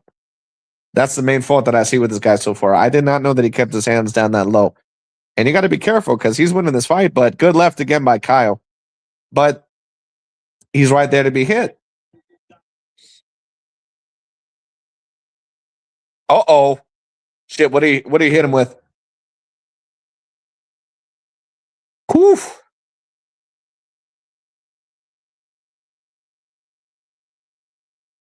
See, DeRitter is trying, these fake knee attacks. That's going to be something that I think we're going to see in the Holloway and Oliveira fight. I think that Oliveira's at times going to try that, and I think that he's going to get bopped right in the face with a good right hand. Just my view. We'll see. Yeah, but this Brazilian so far has completely outboxed him. He's got to be careful though, because he can get knocked out. DeRitter does have some power, and he's already had a little bit of success because his hands are just down so low.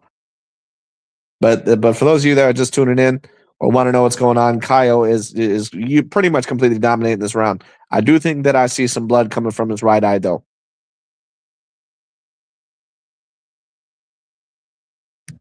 Nice try with the takedown from DeRitter. DeRitter does get the reversal. He does get the takedown.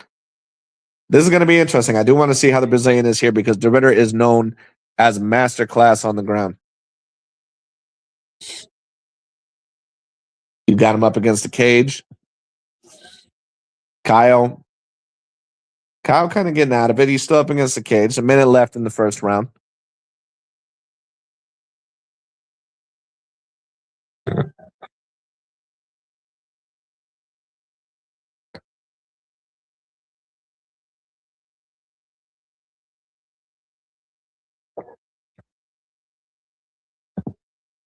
Even with DeRitter, kind of having these little shots up against the cage, I think you got to give this first round to Kyle. He just landed too many strikes, hurt DeRitter too much. All right, good job. Kyle reverses it. All right, he did get taken down, but it was not a super dominant position. And he was only down, I believe, for, a few seconds. So I doubt that is more than likely going to count DeRitter for many points. I think this first round has to go to the Brazilian. And I'll give Kyle some credit. He's done. Oh, another takedown by DeRitter, though. Oh, reversal by Kyle, though. Okay, so DeRitter did show some signs of success here. This is going to be interesting. Let's see. I think that first round still has to go to Kyle, but he does have a bloody eye. He does have a scratch on the right side of his eye, or the right side of his face, right under his eye.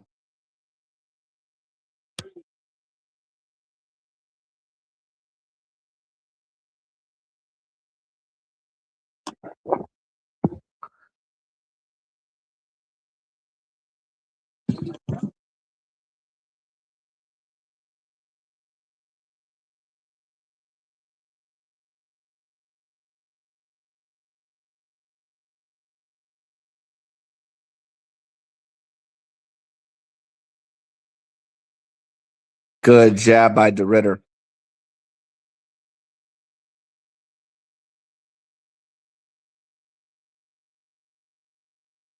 What a beautiful overhand left by the Brazilian. He just needs to keep his hands up more because that would be a traumatic loss if you were basically winning this whole entire fight and you lose because you're keeping your fucking hands down too low and you just get hit with a good overhand left. This dude DeRitter is just he's all right, but I don't ever expect him to really compete for the title, at least not seriously.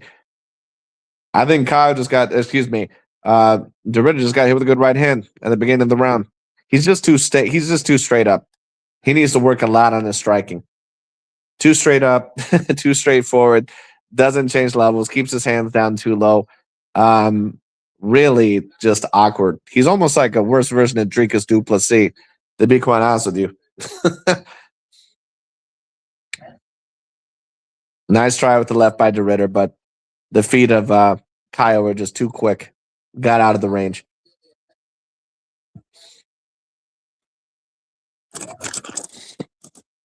Nice try with the right by Kyle. Good left by Kyle up against the cage. See, he catches him straight back.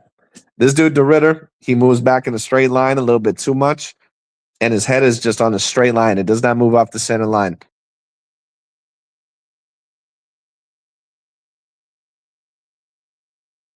Okay. Kyle's kind of putting his hands up a little bit more, which is good.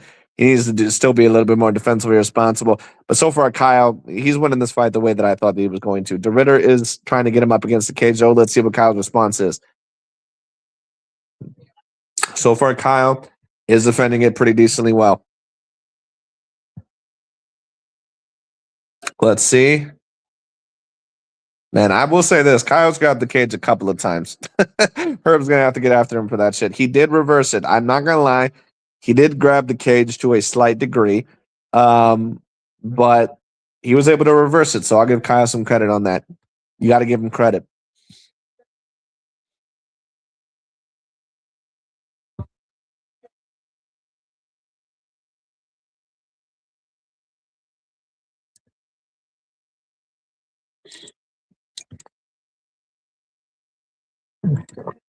This is interesting. Now, Kyle was actually grinding him up against the cage, which, of course, you would not really find preferable against Doretta. But, of course, I think he thinks if he tries to escape a little bit too early here, that Doretta's actually going to be able to take him down. This guy does appear, to be having some vulnerabilities against Doretta on the ground. But, of course, anyone that knows both of these fighters, we pretty much knew that. Because Doretta is someone that is a legit person on the ground. He can submit you, and he can keep you on the ground potentially for the whole fight if you're not careful. So this is a round that is a lot more competitive. This is a round that could potentially go to DeRitter. He's gunning him a lot on the cage. And let's see what ends up happening.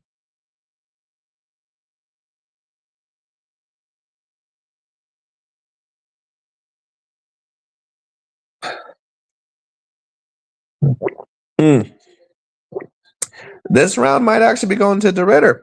He's not doing a whole lot of damage, but he is keeping him up against the cage, and he's doing the fight that he would preferably do.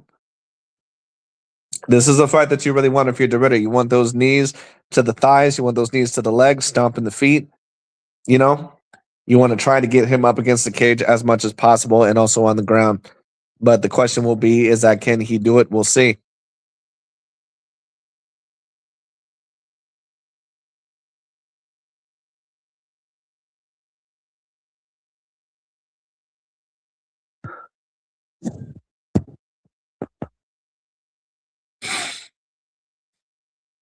All right.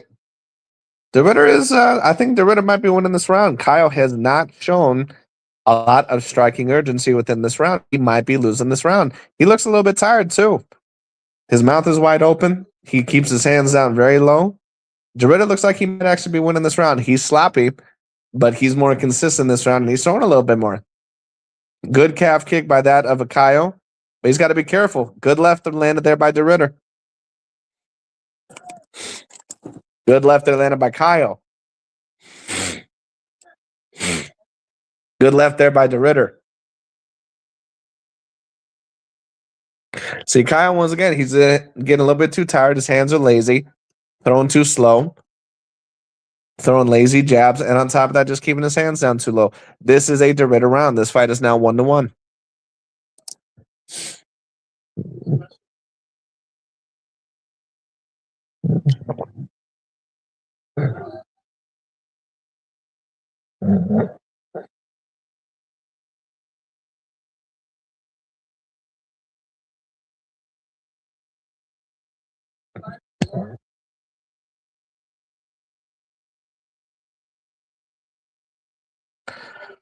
Well, this fight, I think now is 1-1. I think you got to give Kyle the first round for sure. That second round, I think, went to DeRitter. A lot of people may disagree because they didn't have a whole lot of damage.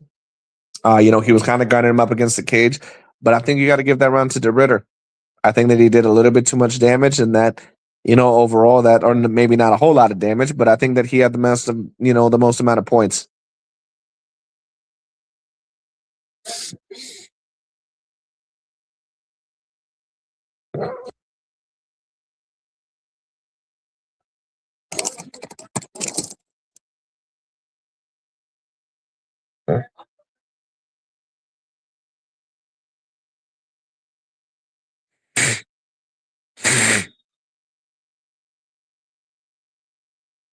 For those of you that might be tuning in, we're watching that of the DeRitter versus Kyle fight. This fight is 1-1. This is a fight that could go either way.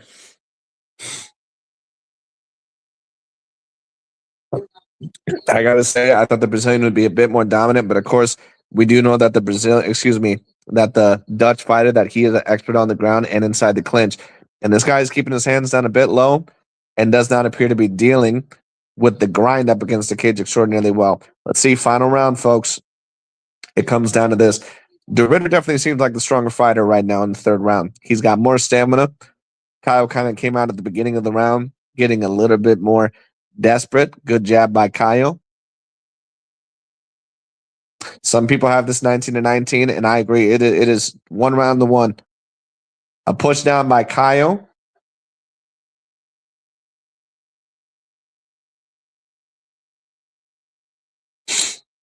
Good knee there by De Ritter. Kyle actually takes De Ritter down. Interesting.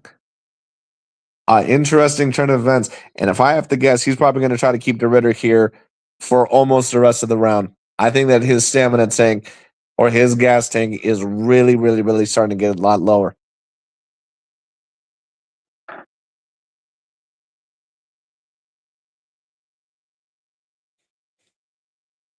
Let's see if De Ritter can reverse this here.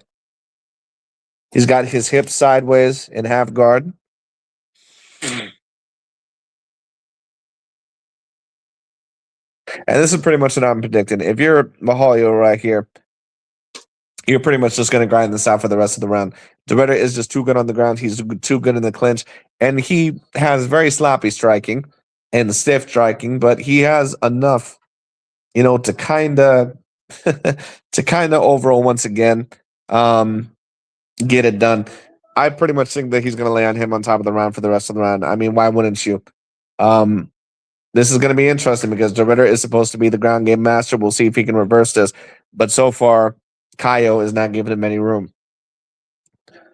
This is a 1-round fight for those of you that are tuning in. I thought Kaio clearly won the first round, knocked him down, I believe, once or twice. Got some good shots in there. Second round, all De Ritter. Grind him up against the cage. Even took him down, I think, maybe once. Basically just completely grinding him. And, of course, the next fight, excellent fight between Max Holloway and Charles Oliveira. For those of you that are tuning in, my prediction personally is Max Holloway by that of unanimous decision or ladder round stoppage. But we'll see on that. Kyle's got good position here. De Ritter's trying to reverse it, but there's been no room this fight or this round, excuse me. And I think overall that, Kyle's pretty much just going to grind this out. De Ritter's trying to get a reversal, trying to get that arm in. Kyle basically takes out his arms. 2 minutes left, and this round is all Kyle. De Ritter's not able to do anything this round. Kyle almost looks like he's trying to go for a Kimura here. And now it's on the stand up. Let's see what he can do. Let's see what both these fighters can do. If you're De Ritter, you got to go for it right now because you have completely lost this round. And he's trying. Agreed. DC just said De Ritter has to have something big. Yes, he does. He's got to go for it. He's got to go for the knockout here, the submission. And honestly, if you're De Ritter, I don't think that you're going to win by submission because Kyle basically just had you down for the first 3 minutes of the round. So De Ritter's got to get in there. He's got to, and De Ritter looks a little bit tired too. They're both breathing heavy. The Brazilian, I think, looks the more tired of the two, but he's clearly the more disciplined striker. Apparently significant strikes. They both have landed 46. De Ritter lands a couple of good strikes there. Kyle looks tired. I've been saying that for this whole round. He does not have, and that's going to be an issue with him. He does not appear to have a great gas tank. That might be the reason why he keeps his hands down so low. Oftentimes, the reason why fighters keep their hands down so low is because they don't have a great gas tank. And we kind of seen that with Conor McGregor to a certain degree as well.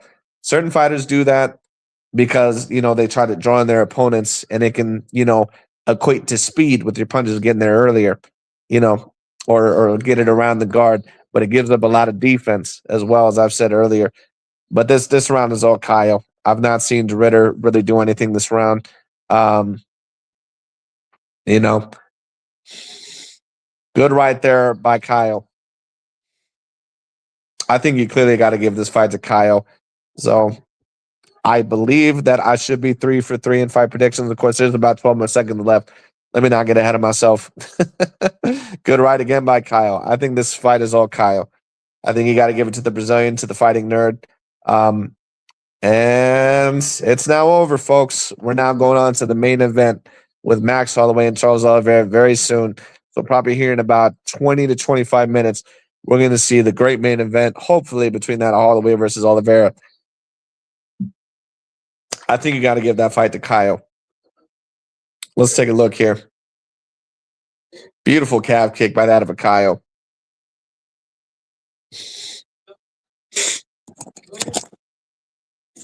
The first round was pretty much all Kyle. He hit him with a whole bunch of shots. DeRitter kind of came back a little bit. The second round, DeRitter kind of grinding him out. Um, but then the third round, Kyle, although he was dog tired, he pretty much just kept him down and grinding him out, which pretty much was what I thought was going to happen. And DeRitter just, after that, I think he kind of lost a little bit of confidence. I don't see how you see DeRitter winning this fight.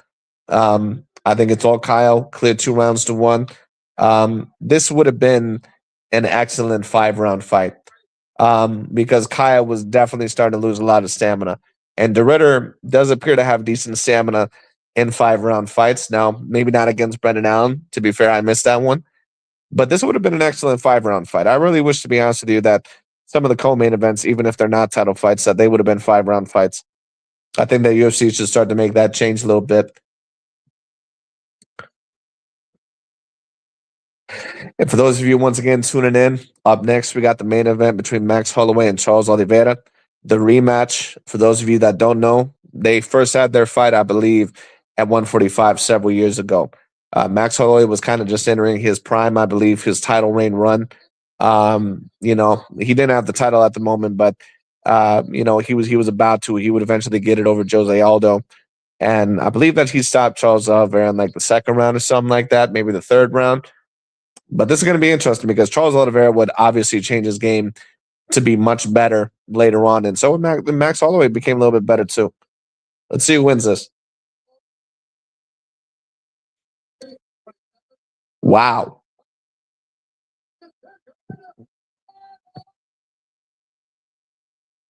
All 3 judges had a 30-27. I will say that is a little bit surprising. I thought that it very clearly should have been 29-27, 2 rounds to 1. But the right man won that. Monty McQueen 4428 says, "What do you think about DC's commentary?" Well, for anyone that is in the MMA world, they always criticize Daniel Cormier with his commentary. To be honest with you, I don't really think that any of the commentators that I see with Daniel Cormier, Joe Rogan, to be honest with you, I don't think that either of them are fantastic commentators. But I kind of think that Daniel Cormier gets a little bit too hated on, just in my personal view. I think overall that his commentary isn't quite as bad as what people say. It's not great, but in my personal view, a person who's a worse commentator is Dominic Cruz. And that's interesting because Dominic Cruz is someone that criticized DC for his commentary, actually very publicly.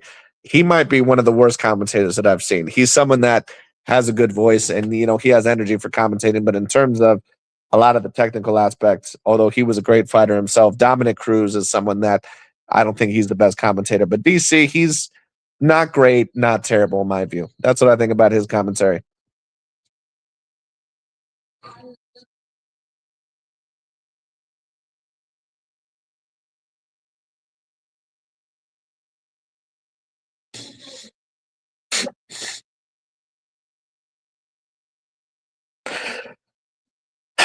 The Brazilian, this guy, of course, obviously he's going for the belt. I mean, who isn't? But do I see him legitimately becoming champion? I think that they're at 185 of the middleweight division. I don't think I've ever really seen either of these guys becoming a champion. This guy looks like he could become top 5. I think that, after this fight that he might be ranked in the top 5. I don't think that he's going to win the belt.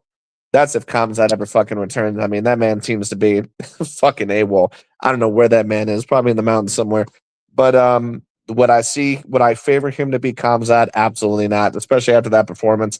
Not after the lack of stamina, not after the way that he handled the clinch in the ground game.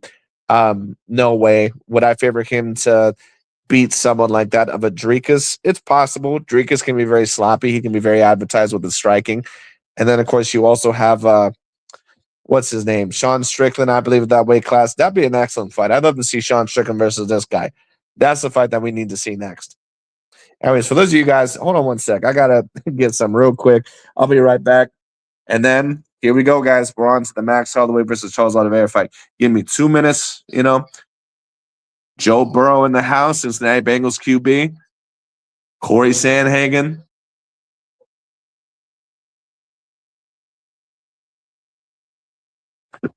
Monty McQueen. I'll talk about DC's commentary once I get back. Be right back, guys. I've been drinking nothing but water and tea because my throat has been sore for like the past 2 hours. I gotta, really use the bathroom real quick. I'll be right back. Be back in 2 minutes. Hold on one sec, guys.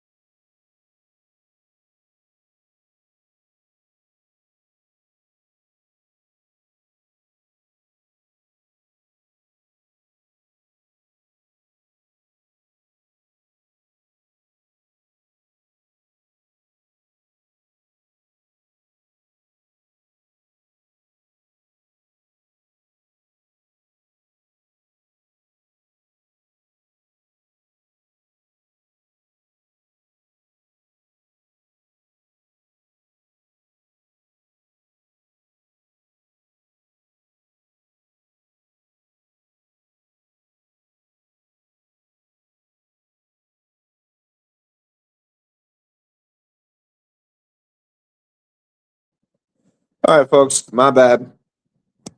All right, I am back, and I will read some of your guys' comments. Hold on one sec. I just spilled a damn tea. Sorry, folks. Where is this light here? There we go. Okay. So let me read some of y'all's comments. Let's see. To be honest, I don't know much about UFC or MMA in general, but I always see videos about DC's commentary. I think, to be honest with you, it's more of a case of, you know, I don't think that he's uh, an extraordinary commentator, but I think he kind of gets picked on a little bit more than probably what he should. There's worse commentators out there. Dominic Cruz, in my personal view, I've already stated, has been one of them. But yeah, let's take a look at the next question. Mike Rodriguez says, off topic, but do you think that Fury will KO Arslan Beck, or do you think Arslan Beck can catch and potentially hurt Fury? Because Fury has been inactive and is not the same. Because he does have some power. Excuse me. It's hard to read this because certain things are in the way. So my bad. Anyways, that's a very interesting one. I've not had time to analyze that to a great degree. I will say this. I would say that the Russian fighter does have a chance because I have seen him in recent fights. He did lose to Ajit Kabayel quite easily, and I think that he lost to another guy. So, I mean, I would probably favor Fury in the fight. But if the Russian were somehow able to hurt him, especially an older Fury that has been out for a while and recently lost to Alexander Usyk a couple times, excuse me, wouldn't be surprised at all. I think that, it's very possible that Tyson Fury could lose that fight. I would still probably favor him. But in terms of him possibly losing the fight, I wouldn't be shocked at all. I need to see what Tyson Fury is because I think that he's about 37 or 38 years old right now. And he probably isn't quite the same fighter. He's been off, for a little bit. So that's going to be a very interesting fight. The question will be is that what will happen if Fury wins that fight? If the Russian ends up winning that fight, he'll probably head into the top 10 and get some sort of big fight where he'll, probably lose against a legit top 10 guy, at least debatably. And then we'll see what ends up happening with him. But Tyson Fury does have a chance to lose that fight. I'll say that much. I've seen him. He does have a lot of power. He is very stiff. But Tyson Fury is someone that probably is not the same fighter anymore, especially after those Usyk losses. So I have to analyze that. In terms of the Conor Ben versus Regis Prograis fight, I don't even think that fight's going to be close. I'm kind of upset that that fight's happening, to be honest with you. I don't think that's the best fight. I think that they could have came up with a way better fight, but I think that they're kind of trying to build up Conor Ben right now.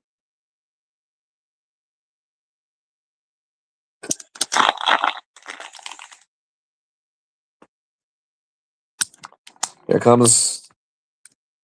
I am excited for this main event, man. I'm really hoping that Dante would have a field day if Fury lost. I'm sure he would. You know, I'm sure he would. I'll address B. Wayne's comment first, and I'll go to you again, Mr. Mike Rodriguez. Of course, because basically what he would say, basically at this point, is that, well, we see how good Fury is, because he just lost to Usyk's opponents aren't that good because Fury just lost to this guy, and the only reason why he beat Wilder is because he cheated. Also, are horseshit. That's pretty much what DBN would say. Although he's not going to take into account that Fury is about 38 years old. He always mentioned it with Terrence Bud Crawford. He always mentioned it with fighters that he wants to mention. But that's why I review some of those videos, to talk about the same standards. But anyways. But I'm sure that will come up. I would favor Fury in that fight, but if he lost, I wouldn't be shocked. Arslan Beck, stiff as a board, but he does have really good power and is strong, and it's actually an interesting fight. I agree. I actually do think it's an interesting fight because I don't know where Fury's at. Let me take a look and see how big that guy is real quick. That's another thing. How big is that dude? Because if he's about like 6'5", he could get Fury some real problems.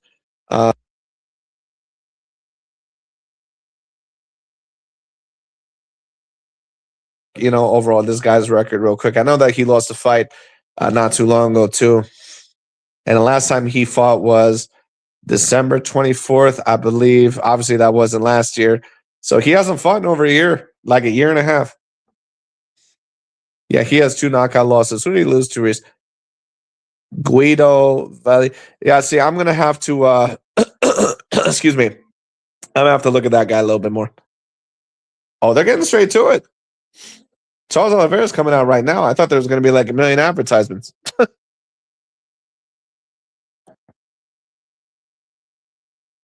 I hope Oliveira at least does put on a good showing in this fight. Once again, I'm predicting Max Holloway to win this fight dominantly. I think that he's going to be a little bit too fast and throw a little bit too much, and that his takedown defense is going to be good. If Charles wants to win this fight, time Max Holloway in between the shots, but really try to press him up against that cage. Try to get him down, hit him in between the clinch every shot that you get, and make sure that you keep your hands up to a certain degree. But another thing that I'm also worried about with Charles Oliveira is that he has that high guard. And at least he does keep his hands up relatively near his face. Max Holloway actually has his hands down a little bit lower. So that's why another part of the reason why he gets hit. And also, he does not move his head off the center line extraordinarily well. But that being stated, Oliveira also has this high guard that blinds him at times. And I think that he's going to be a sucker, to certain stabbing jabs to the body as well as jabs up top. But we'll see.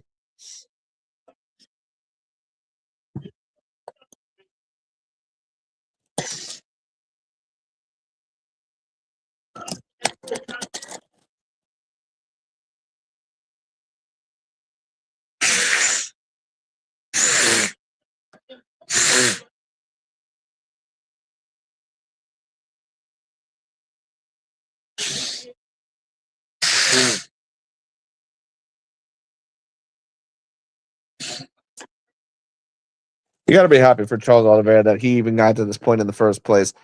Oliveira and Max Holloway, once again, were both kind of looked at as fighters that did not really live up to their full potential when they first were in the UFC. They lost a lot of their bigger fights. More Charles Oliveira than Max Holloway. And Holloway, I've always stated this. In my view, he's a slight bit overrated by a lot of fans. Uh, I see him in certain rankings that I don't think he should be in. And of course, oftentimes he gets the acclaim of being the best boxer in the UFC. He's not, because that's why he loses to certain guys that do box better than him, like Poirier and Volkanovski and excuse me, Topuria. But he still is an all-time great level fighter. Both these guys are all-time great level fighters. You love to see this type of fight because hopefully it's entertaining. Um, I am predicting Max to win. I think he's going to be a little bit too nuanced with the striking game. And I don't think that Charles is going to push the pace as fast as what some people try to say. He's a plodding forward fighter. He's a bit slow. He's someone that kind of doesn't move his head off the center line very well. I think he's going to get hit with the lead hand and the jab quite a bit. He's going to have to try to push this up against the cage. And Holloway has good enough takedown defense, in my view, as well. As quick enough feet and a nuanced enough striking game, in order to win this fight. Anyway.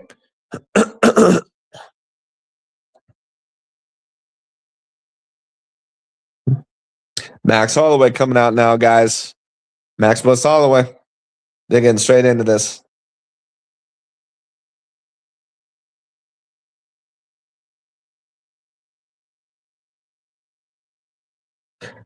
I really hope this is going to be a great fight. I would love to see an all-out war in this fight. For those of you that are just tuning in, let me know who you got in this fight if you're new, or who you got, winning this fight. Would love to hear it. Any other questions, comments, or concerns? I'll certainly talk about them as well.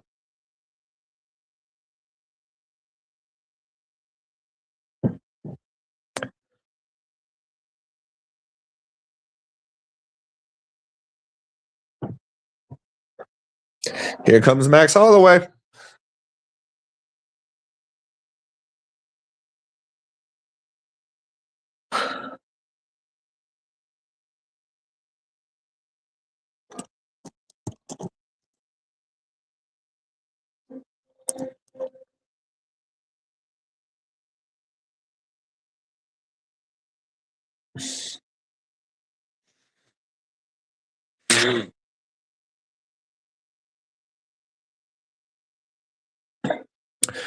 Dante and these other channels will try to say Fury and Usyk losing at this stage is the equivalent of Lewis and Mike Tyson losing in their prime.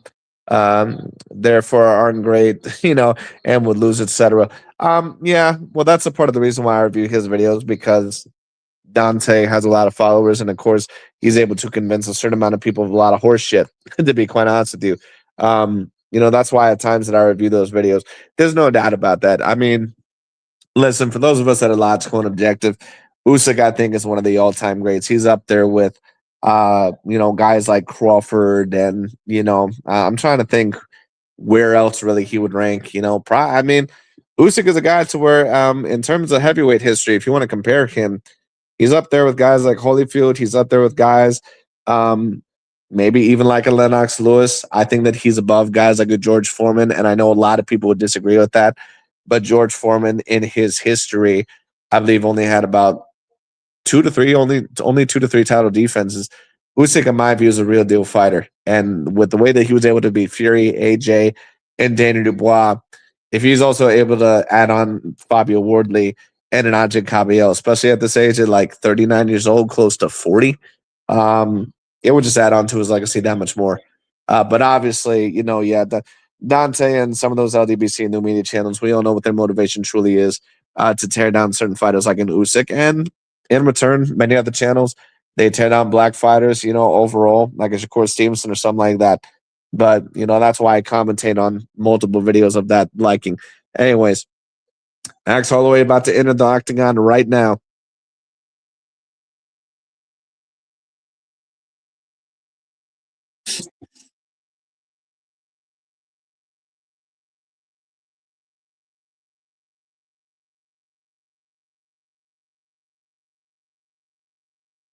Max Holloway versus Charles Oliveira up right now. Here in a couple of minutes, Bruce Buffer gonna announce the fight, and then let's hope we have a great fight, y'all. I'm really excited for this fight. This is gonna be interesting. I'm not really quite sure what's gonna happen if these fighters lose. If Oliveira loses, again, I don't really know where he goes from here. He might retire soon. Max Holloway, I think, will stay around, if he ends up losing. So it looks like Max Holloway is probably about a 2-1 favorite, which is pretty much what I predicted. Going to be a very interesting fight. This is going to be interesting. I want to see if Charles is actually able to push the pace here, if he is able to consistently get within Max's range. I don't think he'll be able to, but we'll see.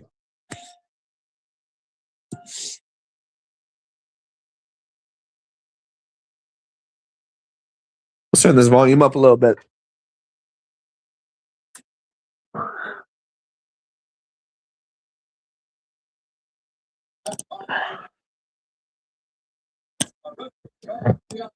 Mark Goddard. Can't get any better than that these days. Mark Goddard, probably the number one referee in all the MMA world right now.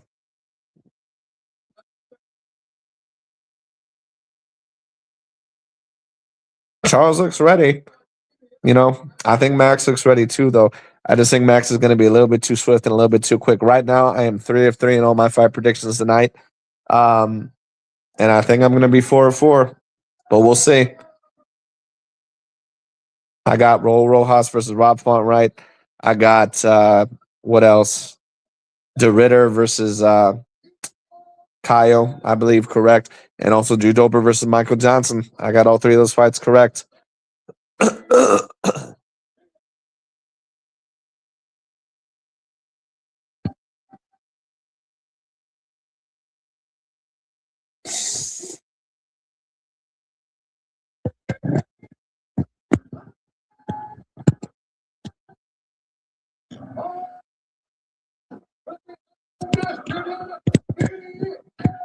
BMF title. The BMF title, in my view, ain't really. I think a lot of people would feel the same way. It's not really a real title. This is really a title that I would consider really a real title.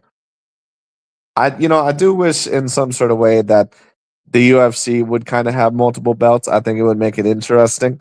But that being stated, at the same time, it probably would create a lot of the same problems that it has in boxing. So I probably would not be the best idea.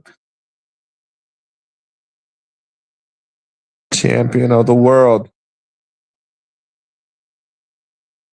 Charles Oliveira. I'm going to be interested to see Charles's approach here. I think he needs to come up with a different type of approach than what he usually does. I think he needs to be a lot more quick and aggressive in this fight than what he usually is. And I'm going to be interested in Max too. I think I already know kind of the approach that he's going to take. I would highly doubt that Max actually tries to fight Charles in the middle of the ring. To me, it just wouldn't make any sense. Now with his clinch game, now with his ground game, but to me, it wouldn't make any sense. Max is going to be moving around a lot in this fight. I don't see why it would happen any other way.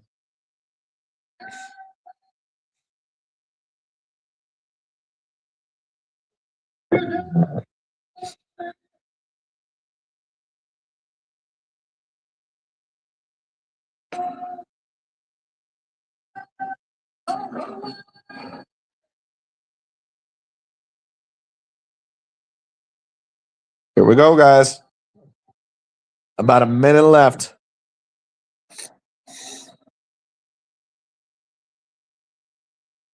Here we go. About to touch gloves.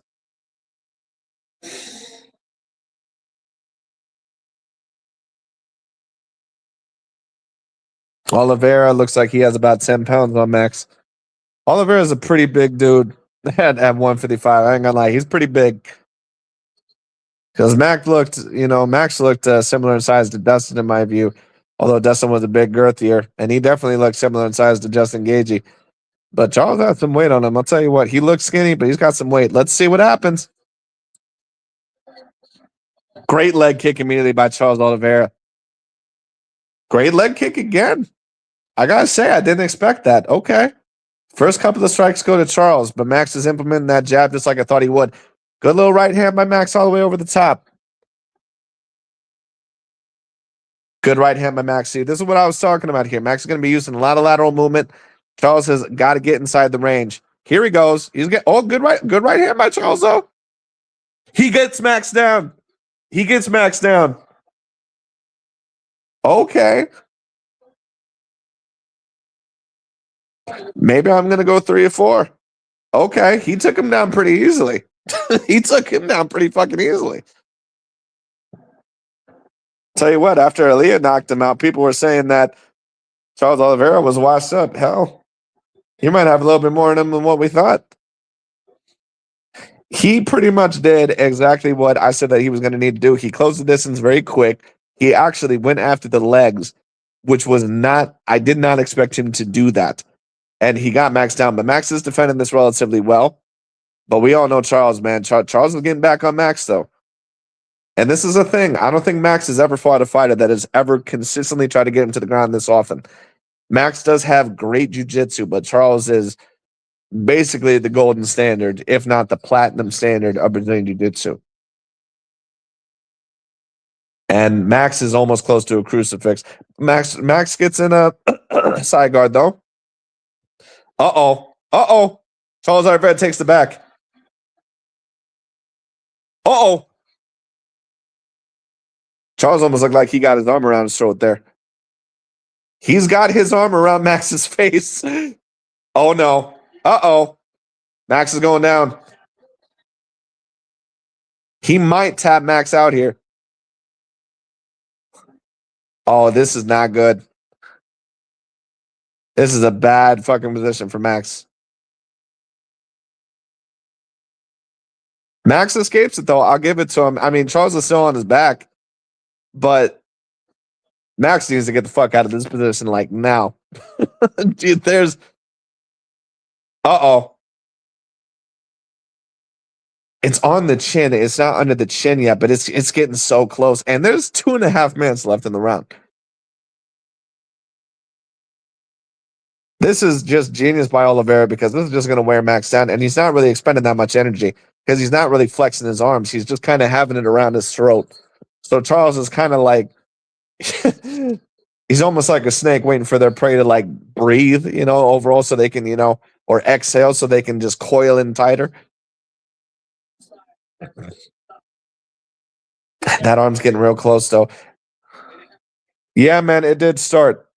It did start. And Oliveira has dominated Holloway this first round.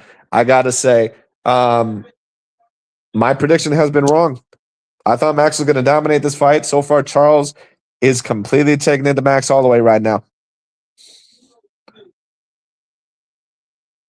But give credit to Max. He's defending this. Charles has been... Oh, what an elbow to the top of the head. Max seems like he's spooked against... Man, I hate how this does not read me the full thing. Max seems like he's spooked against Ilya. I wonder if Charles has got Max psyched out. It's possible. I don't think Max has ever fought a guy that has tried to get him to the ground this consistently and was this much of an expert in jiu-jitsu. Now, Ilya Taporia is also an expert in jiu-jitsu, and he did take Max down a couple of times.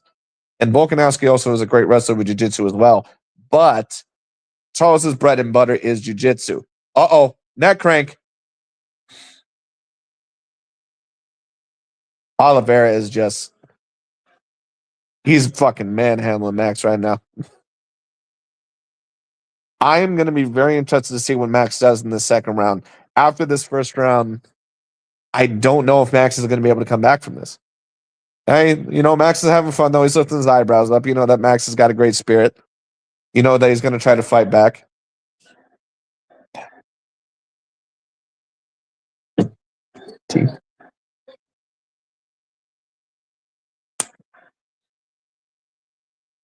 Wow. You got to give credit to Max in that first round just for not getting fucking submitted, to be honest with you. This is the fight. I got to give Charles credit here. I thought that he was going to be clearly outstruck in this fight.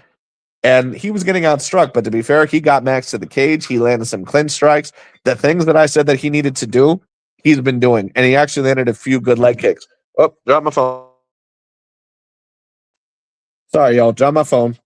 I dropped my fucking phone and then muted my commentary.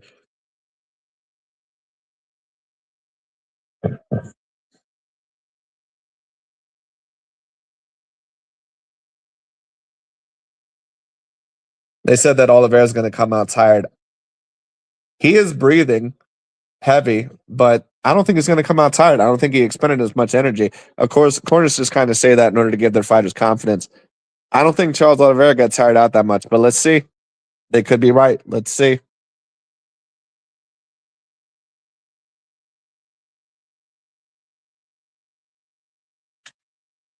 And Charles is fucking strong. He don't look that strong, but he's strong as hell.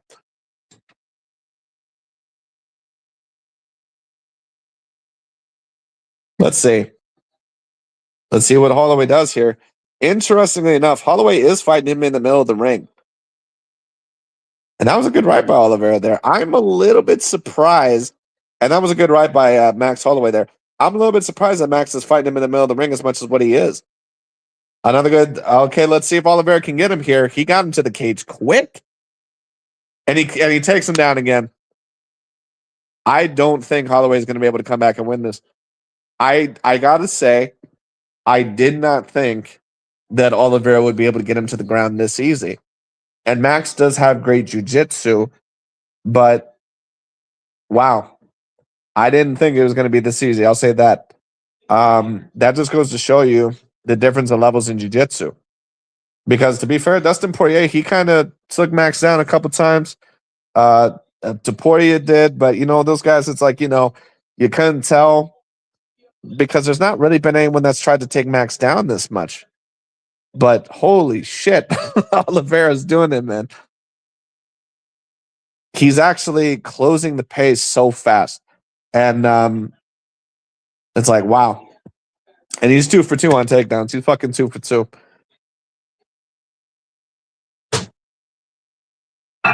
Oh, this may not be good. Max is in a really bad position right now. Oh, that may not be good. Uh-oh.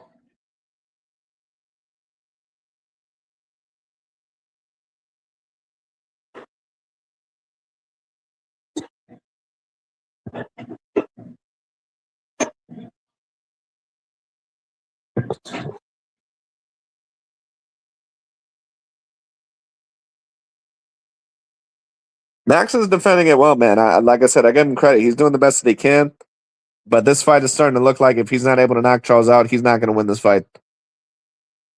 God, Charles just...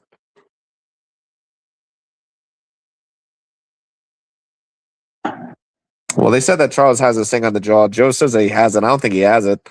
Yeah, he escaped it. Good elbows by Charles. I mean, I know Max's corner said they were tired. Obviously, they're trying to get Max credit here or confidence. But this isn't really tiring out Charles that much because he's not really putting all his energy into a lot of these submissions. He's kind of just putting his elbow and his arms around his face.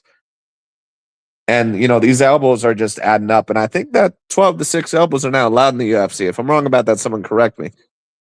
But Charles has just completely dominated Max Holloway. It's not even close. These 2 rounds have been all Charles. And I don't think Charles has expended that much energy, but I think that Max has expended energy. And Charles is getting little elbows to the top of the head and to the side of the head.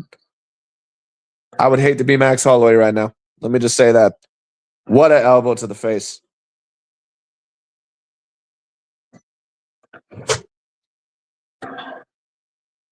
That looks like a neck crank. Oh, Max looks like he might tap. Man, Max is tough. I'll give you that. Whew.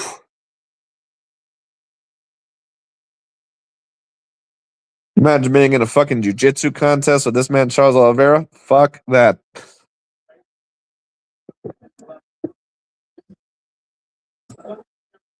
Oof. Well, we've never seen, and Max looks like he might try to reverse this, so he might be able to turn around here. We've never really seen Max in the ring against someone who's really going to try to take him down the whole time, especially with someone. And listen, what a first fight for you to be in this type of style with against Charles Oliveira. That's not a guy that you want to be consistently in the fucking ring with for a first style ever when it comes to someone trying to take you down repeatedly.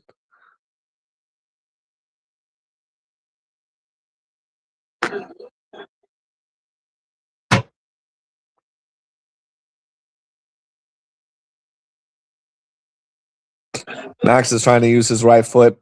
to slip that foot underneath his leg so he can get out of the guard. But Oliveira's a tough customer, man.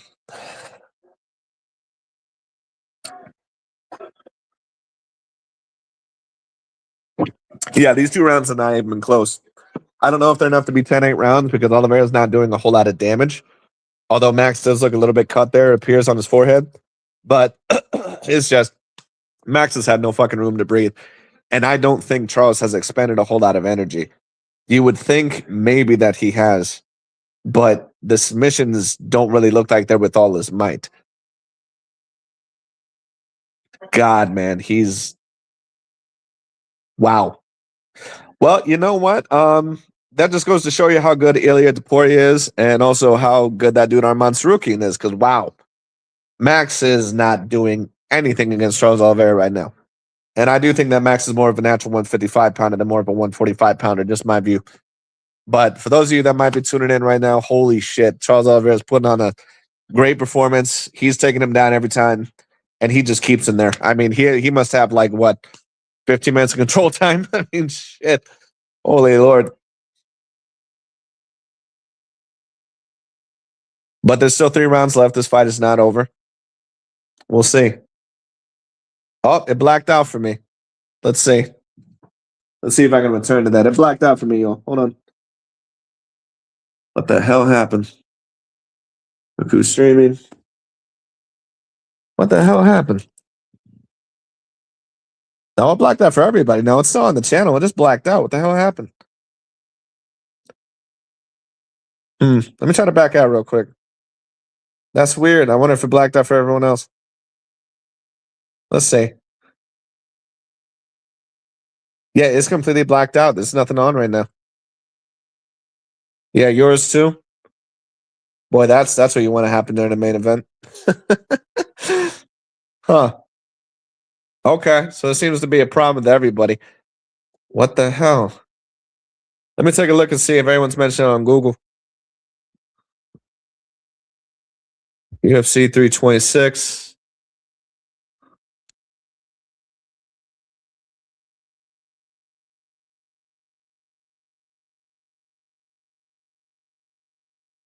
It's been out for about a minute. For those of you that are tuning in, Charles Oliveira pretty much has been dominant throughout the whole entire fight. He's dominated the first 2 rounds, but we can't see what the hell's going on. Put the Spanish version, it's up. Okay, I'll check it out. That's so weird. I'm gonna try the English version again real quick. I just closed out of the app. Let's see if it does it. An error. We're fixing it. Okay, I can't even get into the app. What the hell? Man, are you kidding me? I've been waiting for this event for like months, and this is what it does. Like, come on. Paramount Plus is not available in this region. What the hell is going on here? What the fuck? That makes no sense. Too many people watching, I guess. That's crazy, man. Are you fucking kidding me? We've been waiting hours for this fight, and this is what it does. You've got to be shitting me. Wow.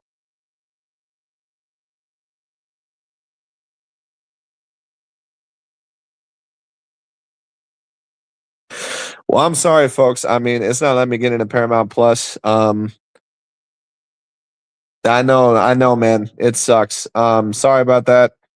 I mean, we're still gonna give it another couple of minutes. I'm gonna give it another 5 minutes. Um, we'll see. Yeah, it was the beginning of the 3rd round, and then it literally blacked out, and it blacked out for some of my commenters too. So it's not just me. He was able to get the Spanish version up. I'm not even able to get any version up. I went into Paramount Plus, and it said that Paramount Plus is unavailable in this fucking region, which doesn't make any sense. Anyway, yeah, no, it's still fuck, man. Wow, that sucks. That really sucks. All right, let's see. Can I uninstall this? Well, shit, guys. I'm really sorry about that. Let me see if I can see it in my other room real quick. I'm gonna try to turn it on. Man, I can't believe this. The main event we've all been waiting for, and it fucking blacks out. Oh my goodness. I don't think that's ever happened before. The only one that was really bad with streaming that I remember recently was the Jake Paul versus Mike Tyson fight, but that was on Netflix. Let's see. Do I have Paramount Plus? No, I think I should have Paramount Plus in here. Let's see. That's some bullshit. Man, I can't fucking believe that. I know my parents will be watching this. I'll have to ask them after this. They're big fight fans. They're cheering for Oliveira. I know that. Let's see. Man, why watch me fucking come back and someone got stopped? I'd be so pissed.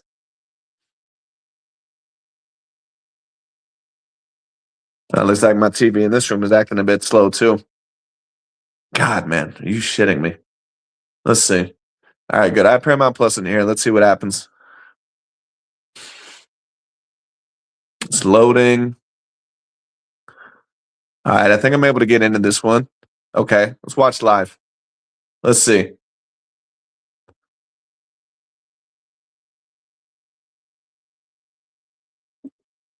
I pressed it. It's not really doing anything though. It could be the damn TV of mine though in here. Shit. Let me see if it works out in the living room again real quick. God damn, man. You kidding me?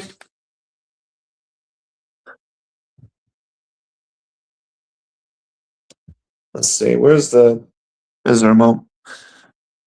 It's loading out here. Wow, guys. Well, it's just Oliveira's ground game. Well, I'm glad that you're able to see it, man.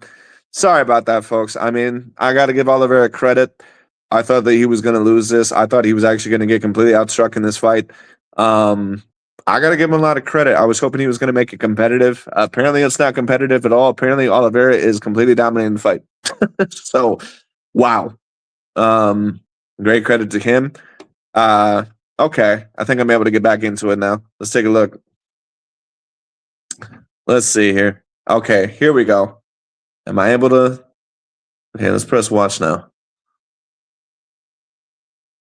Okay, I think we're back in business, guys. Yep, we are. All right. It shows Max on the stool for me. So I wonder if we're going into round 4. God, it was out for like a whole fucking round. Man, Max looks Max looks pretty defeated, I ain't gonna lie. So far, from what I know, Oliveira's winning 3-0. He definitely won the first 2, but it fucking blacked out for me on the 3rd round, so I can't say. Let's see. Yep, round 4. Good front kick by Oliveira.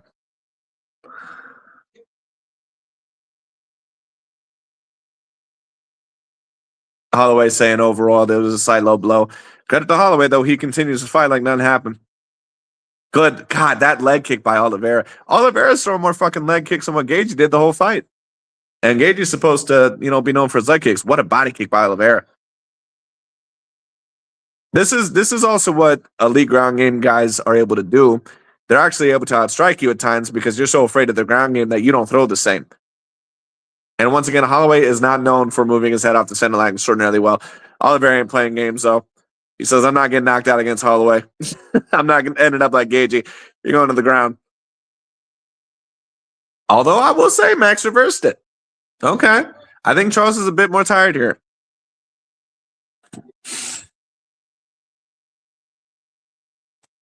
Oh, it's close, though. And he gets him down again.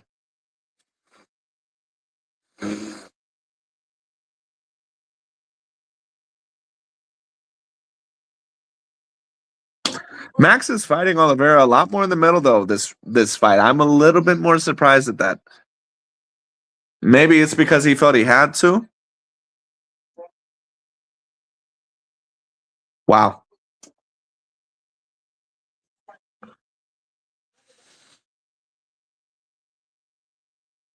Well, there goes the narratives of Charles being washed up. I mean, he's literally beat Max Holloway so far 3 rounds to zip, from what I know. Wow.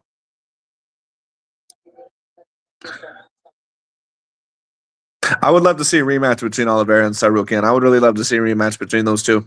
I would also love to see a match between Sarukian and Ilya. Ilya seems a little bit tentative to fight him. I'm not gonna lie. That's why I say I want to see Ilya versus one of those wrestling styles. Yeah, DC brings up a good point there. Charles used to be a guy once again that was kind of known for losing, and then he just kind of turned it around. It still appears that he's still at a very great level. He's a little bit better than what I thought he was going to be here. And I think a little bit of it is because he's a slight amount bigger than Max Holloway, probably by about 10 pounds. I think another part of the reason is that Max has never fought a style like this, who is trying to take him consistently to the ground. I got to say, I didn't think that Charles was going to do as good or consistent of a job with the pressure or the leg attack early on. He did everything that I said that a fighter needed to do in order to beat Max. Go for the legs, try to get him consistently, get him up against the cage. And I thought Max would use a little bit more lateral movement, but I think he was just a bit stifled. Oh, this is not a good position for Max. Max is getting the shit kicked out of him, man.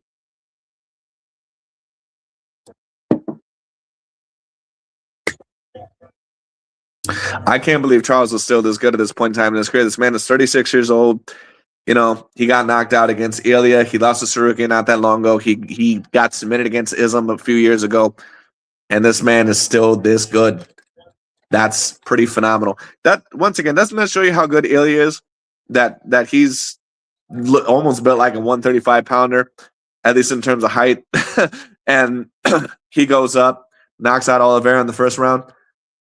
Wow. Just wow. I would love to see a rematch between Sarukian and Oliveira. I really would.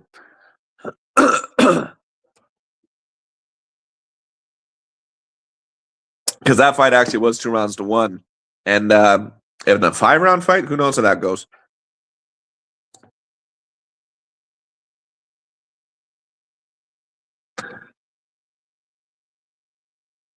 I say Oliveira is fucking kicking the shit out of Max Holloway's ass right now with those with those heel strikes. Once again, give credit to Max. So he's defended all the submission attempts. He hasn't got submitted. A couple have been really fucking close. One thing we know about Max is that he's never going to give up. I think he knows that he's pretty much outmatched here, but Max is always going to try to win. That's one thing you got to give him credit for.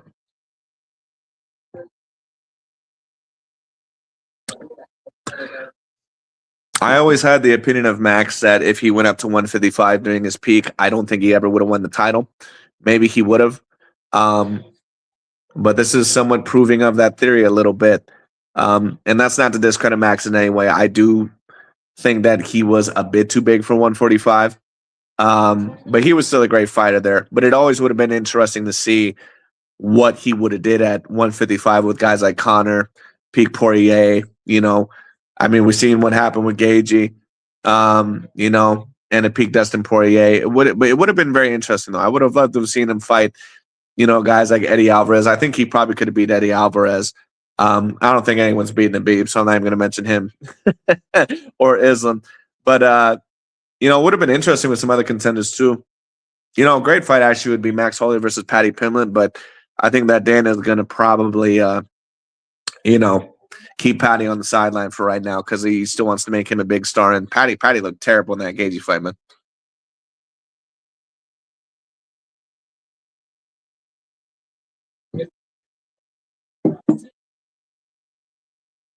They said same thing last round. I mean, might as well, man. You've won every single minute of this fucking fight. I want to see if Charles actually tries to go for the stoppage here. And I don't mean submission. I mean by standing on the feet.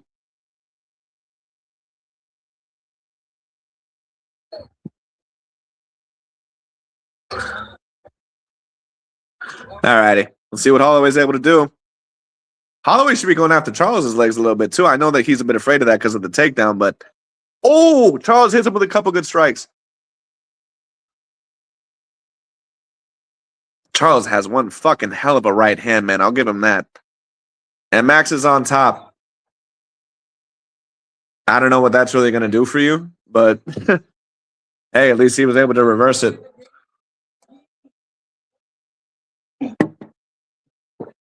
Exactly.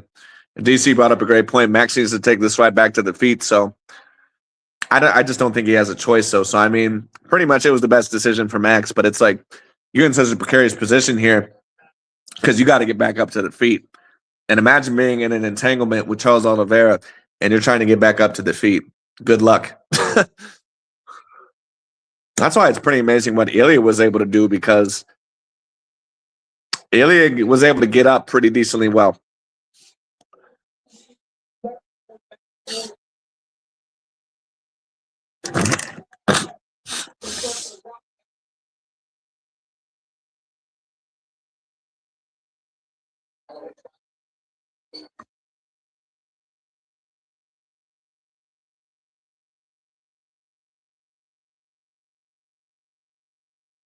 Herb, I think, is about close to setting him up.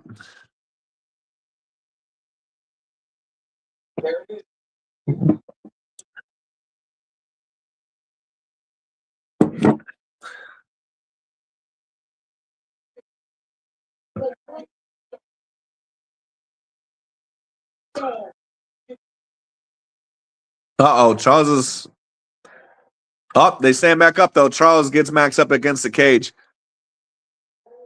It's so fucking hard to compete with Charles, and he just takes Max down so easy. It's no issue. I think Max is a little bit surprised by the power of Oliveira as well.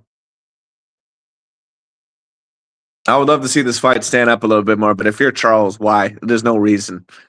You know, you're completely dominating him on the ground. We know that Max is an elite level striker. You know, well, why even risk it? So Charles is doing what he needs to do right now.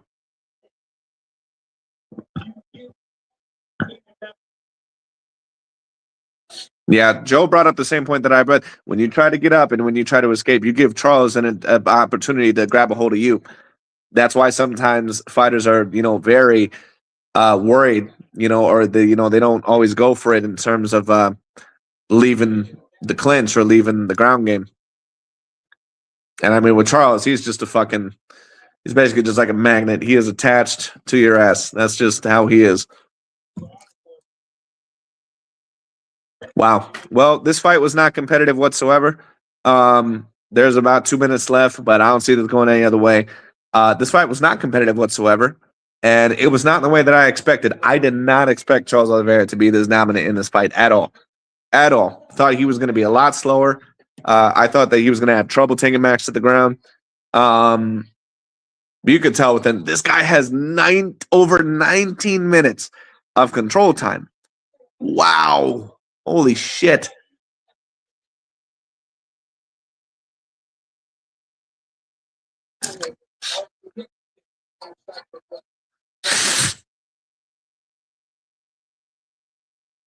That's a great way to describe Max Holloway, the best volume striker in UFC history.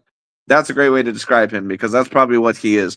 He's not really the best boxer in the UFC history. He's probably the best volume striker, where he's a great striker, but Max kind of gets you with his volume. And, you know, he is a great boxer for a UFC fighter, but he's just not quite as good as, say, like, you know, the Pete Poiriers or Volkanovskis or the Poiriers. But he's a great fighter.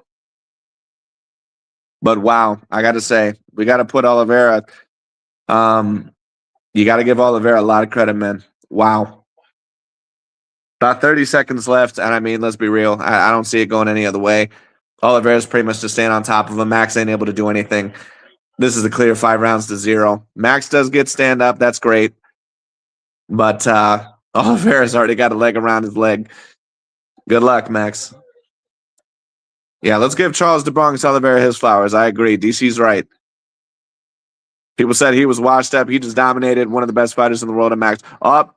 Maxon. Oh, Charles hit him with a wicked right. Max wanted to stay in the middle of the ring for those final 5 seconds. Charles said, fuck no. He could have probably knocked Max out in that final round if he really wanted to, because Max was getting hit with some shots. Wow, Max got a fucking major hematoma on the left side of his face. Ooh. Well, let's see what these judges say, but I think it's pretty easy. I'll probably do a fight review on this. What a performance by Charles the Bronx Oliveira. I went 3 of 4. I thought Max was going to win. I thought Charles maybe would have not been quite the same, and I thought that he'd be a little bit too slow, not be able to close the distance as fast as what he did. And Max, in my view, also did not fight the right game plan in order to win. I got to give Charles a lot of credit. I'm actually glad that he made it that dominant of a performance. You got to give him a lot of credit. Wow, man, I wonder who won. Just fucking watch. They give it to Max Holloway. Wow. He hugged Max Holloway, and Max Holloway couldn't even move his arms, and he just fucking literally just lifted his ass up. Wow, what a knee by Oliveira there. Or Max. Jesus. Questions about Max is where the fuck does he go from here? Because I don't know who he's going to really fight next. Maybe a rematch against Gaethje if Gaethje even decides to fight after Topuria. If Topuria does end up beating him, maybe Patty, maybe someone else. Who does he really fight? I don't really know anyone else that's in that weight class at the moment. Benoit St. Denis, Benio Dariush, maybe one of those guys. I don't know. Max is kind of getting up there too, man. I think he turns 35 this year. So we'll see. Anyways, guys, that pretty much is about it. Thank you all for who tuned in. I was just going to ask if you think he should call it a day. Well, I think he's got a few more fights left within him, but I think it's obvious he's not going to win the title at 155.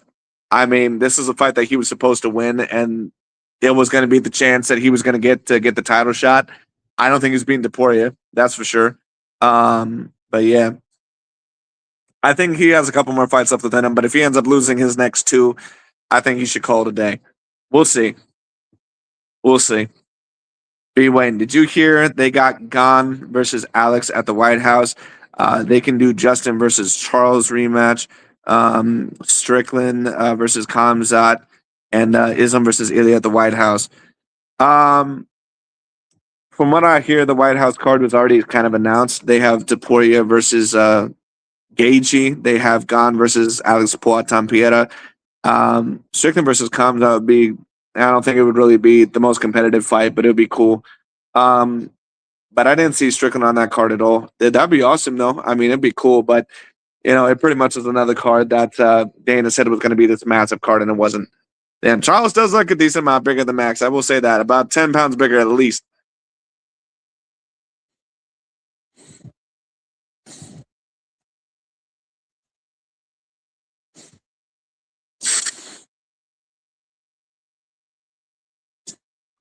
Good job on Charles. Good job, dude. I gotta give him credit. I did not think he was gonna win the fight. And he literally won every minute.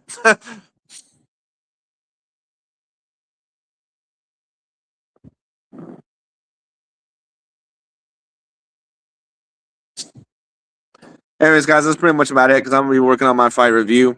Anyways, thank you guys so much for tuning in.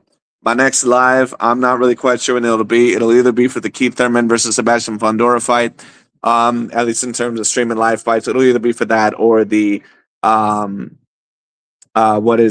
Tyson Fury versus Russian fight. It'll either be one of those two fights. Might do a live earlier talking about another conversation. I'm gonna try my best to respond to y'all's comments. Thank you so much. Congratulations to Charles Oliveira. I went 3 of 4. Try to go 4 of 4, but hey, Charles surprised me. I got to give it to him. But anyways, that's pretty much about it for today, guys. Thanks so much for watching. Thanks for all the comments, likes, everything like that. Love you all. Thank you all for the love and support, and I'll talk to y'all later.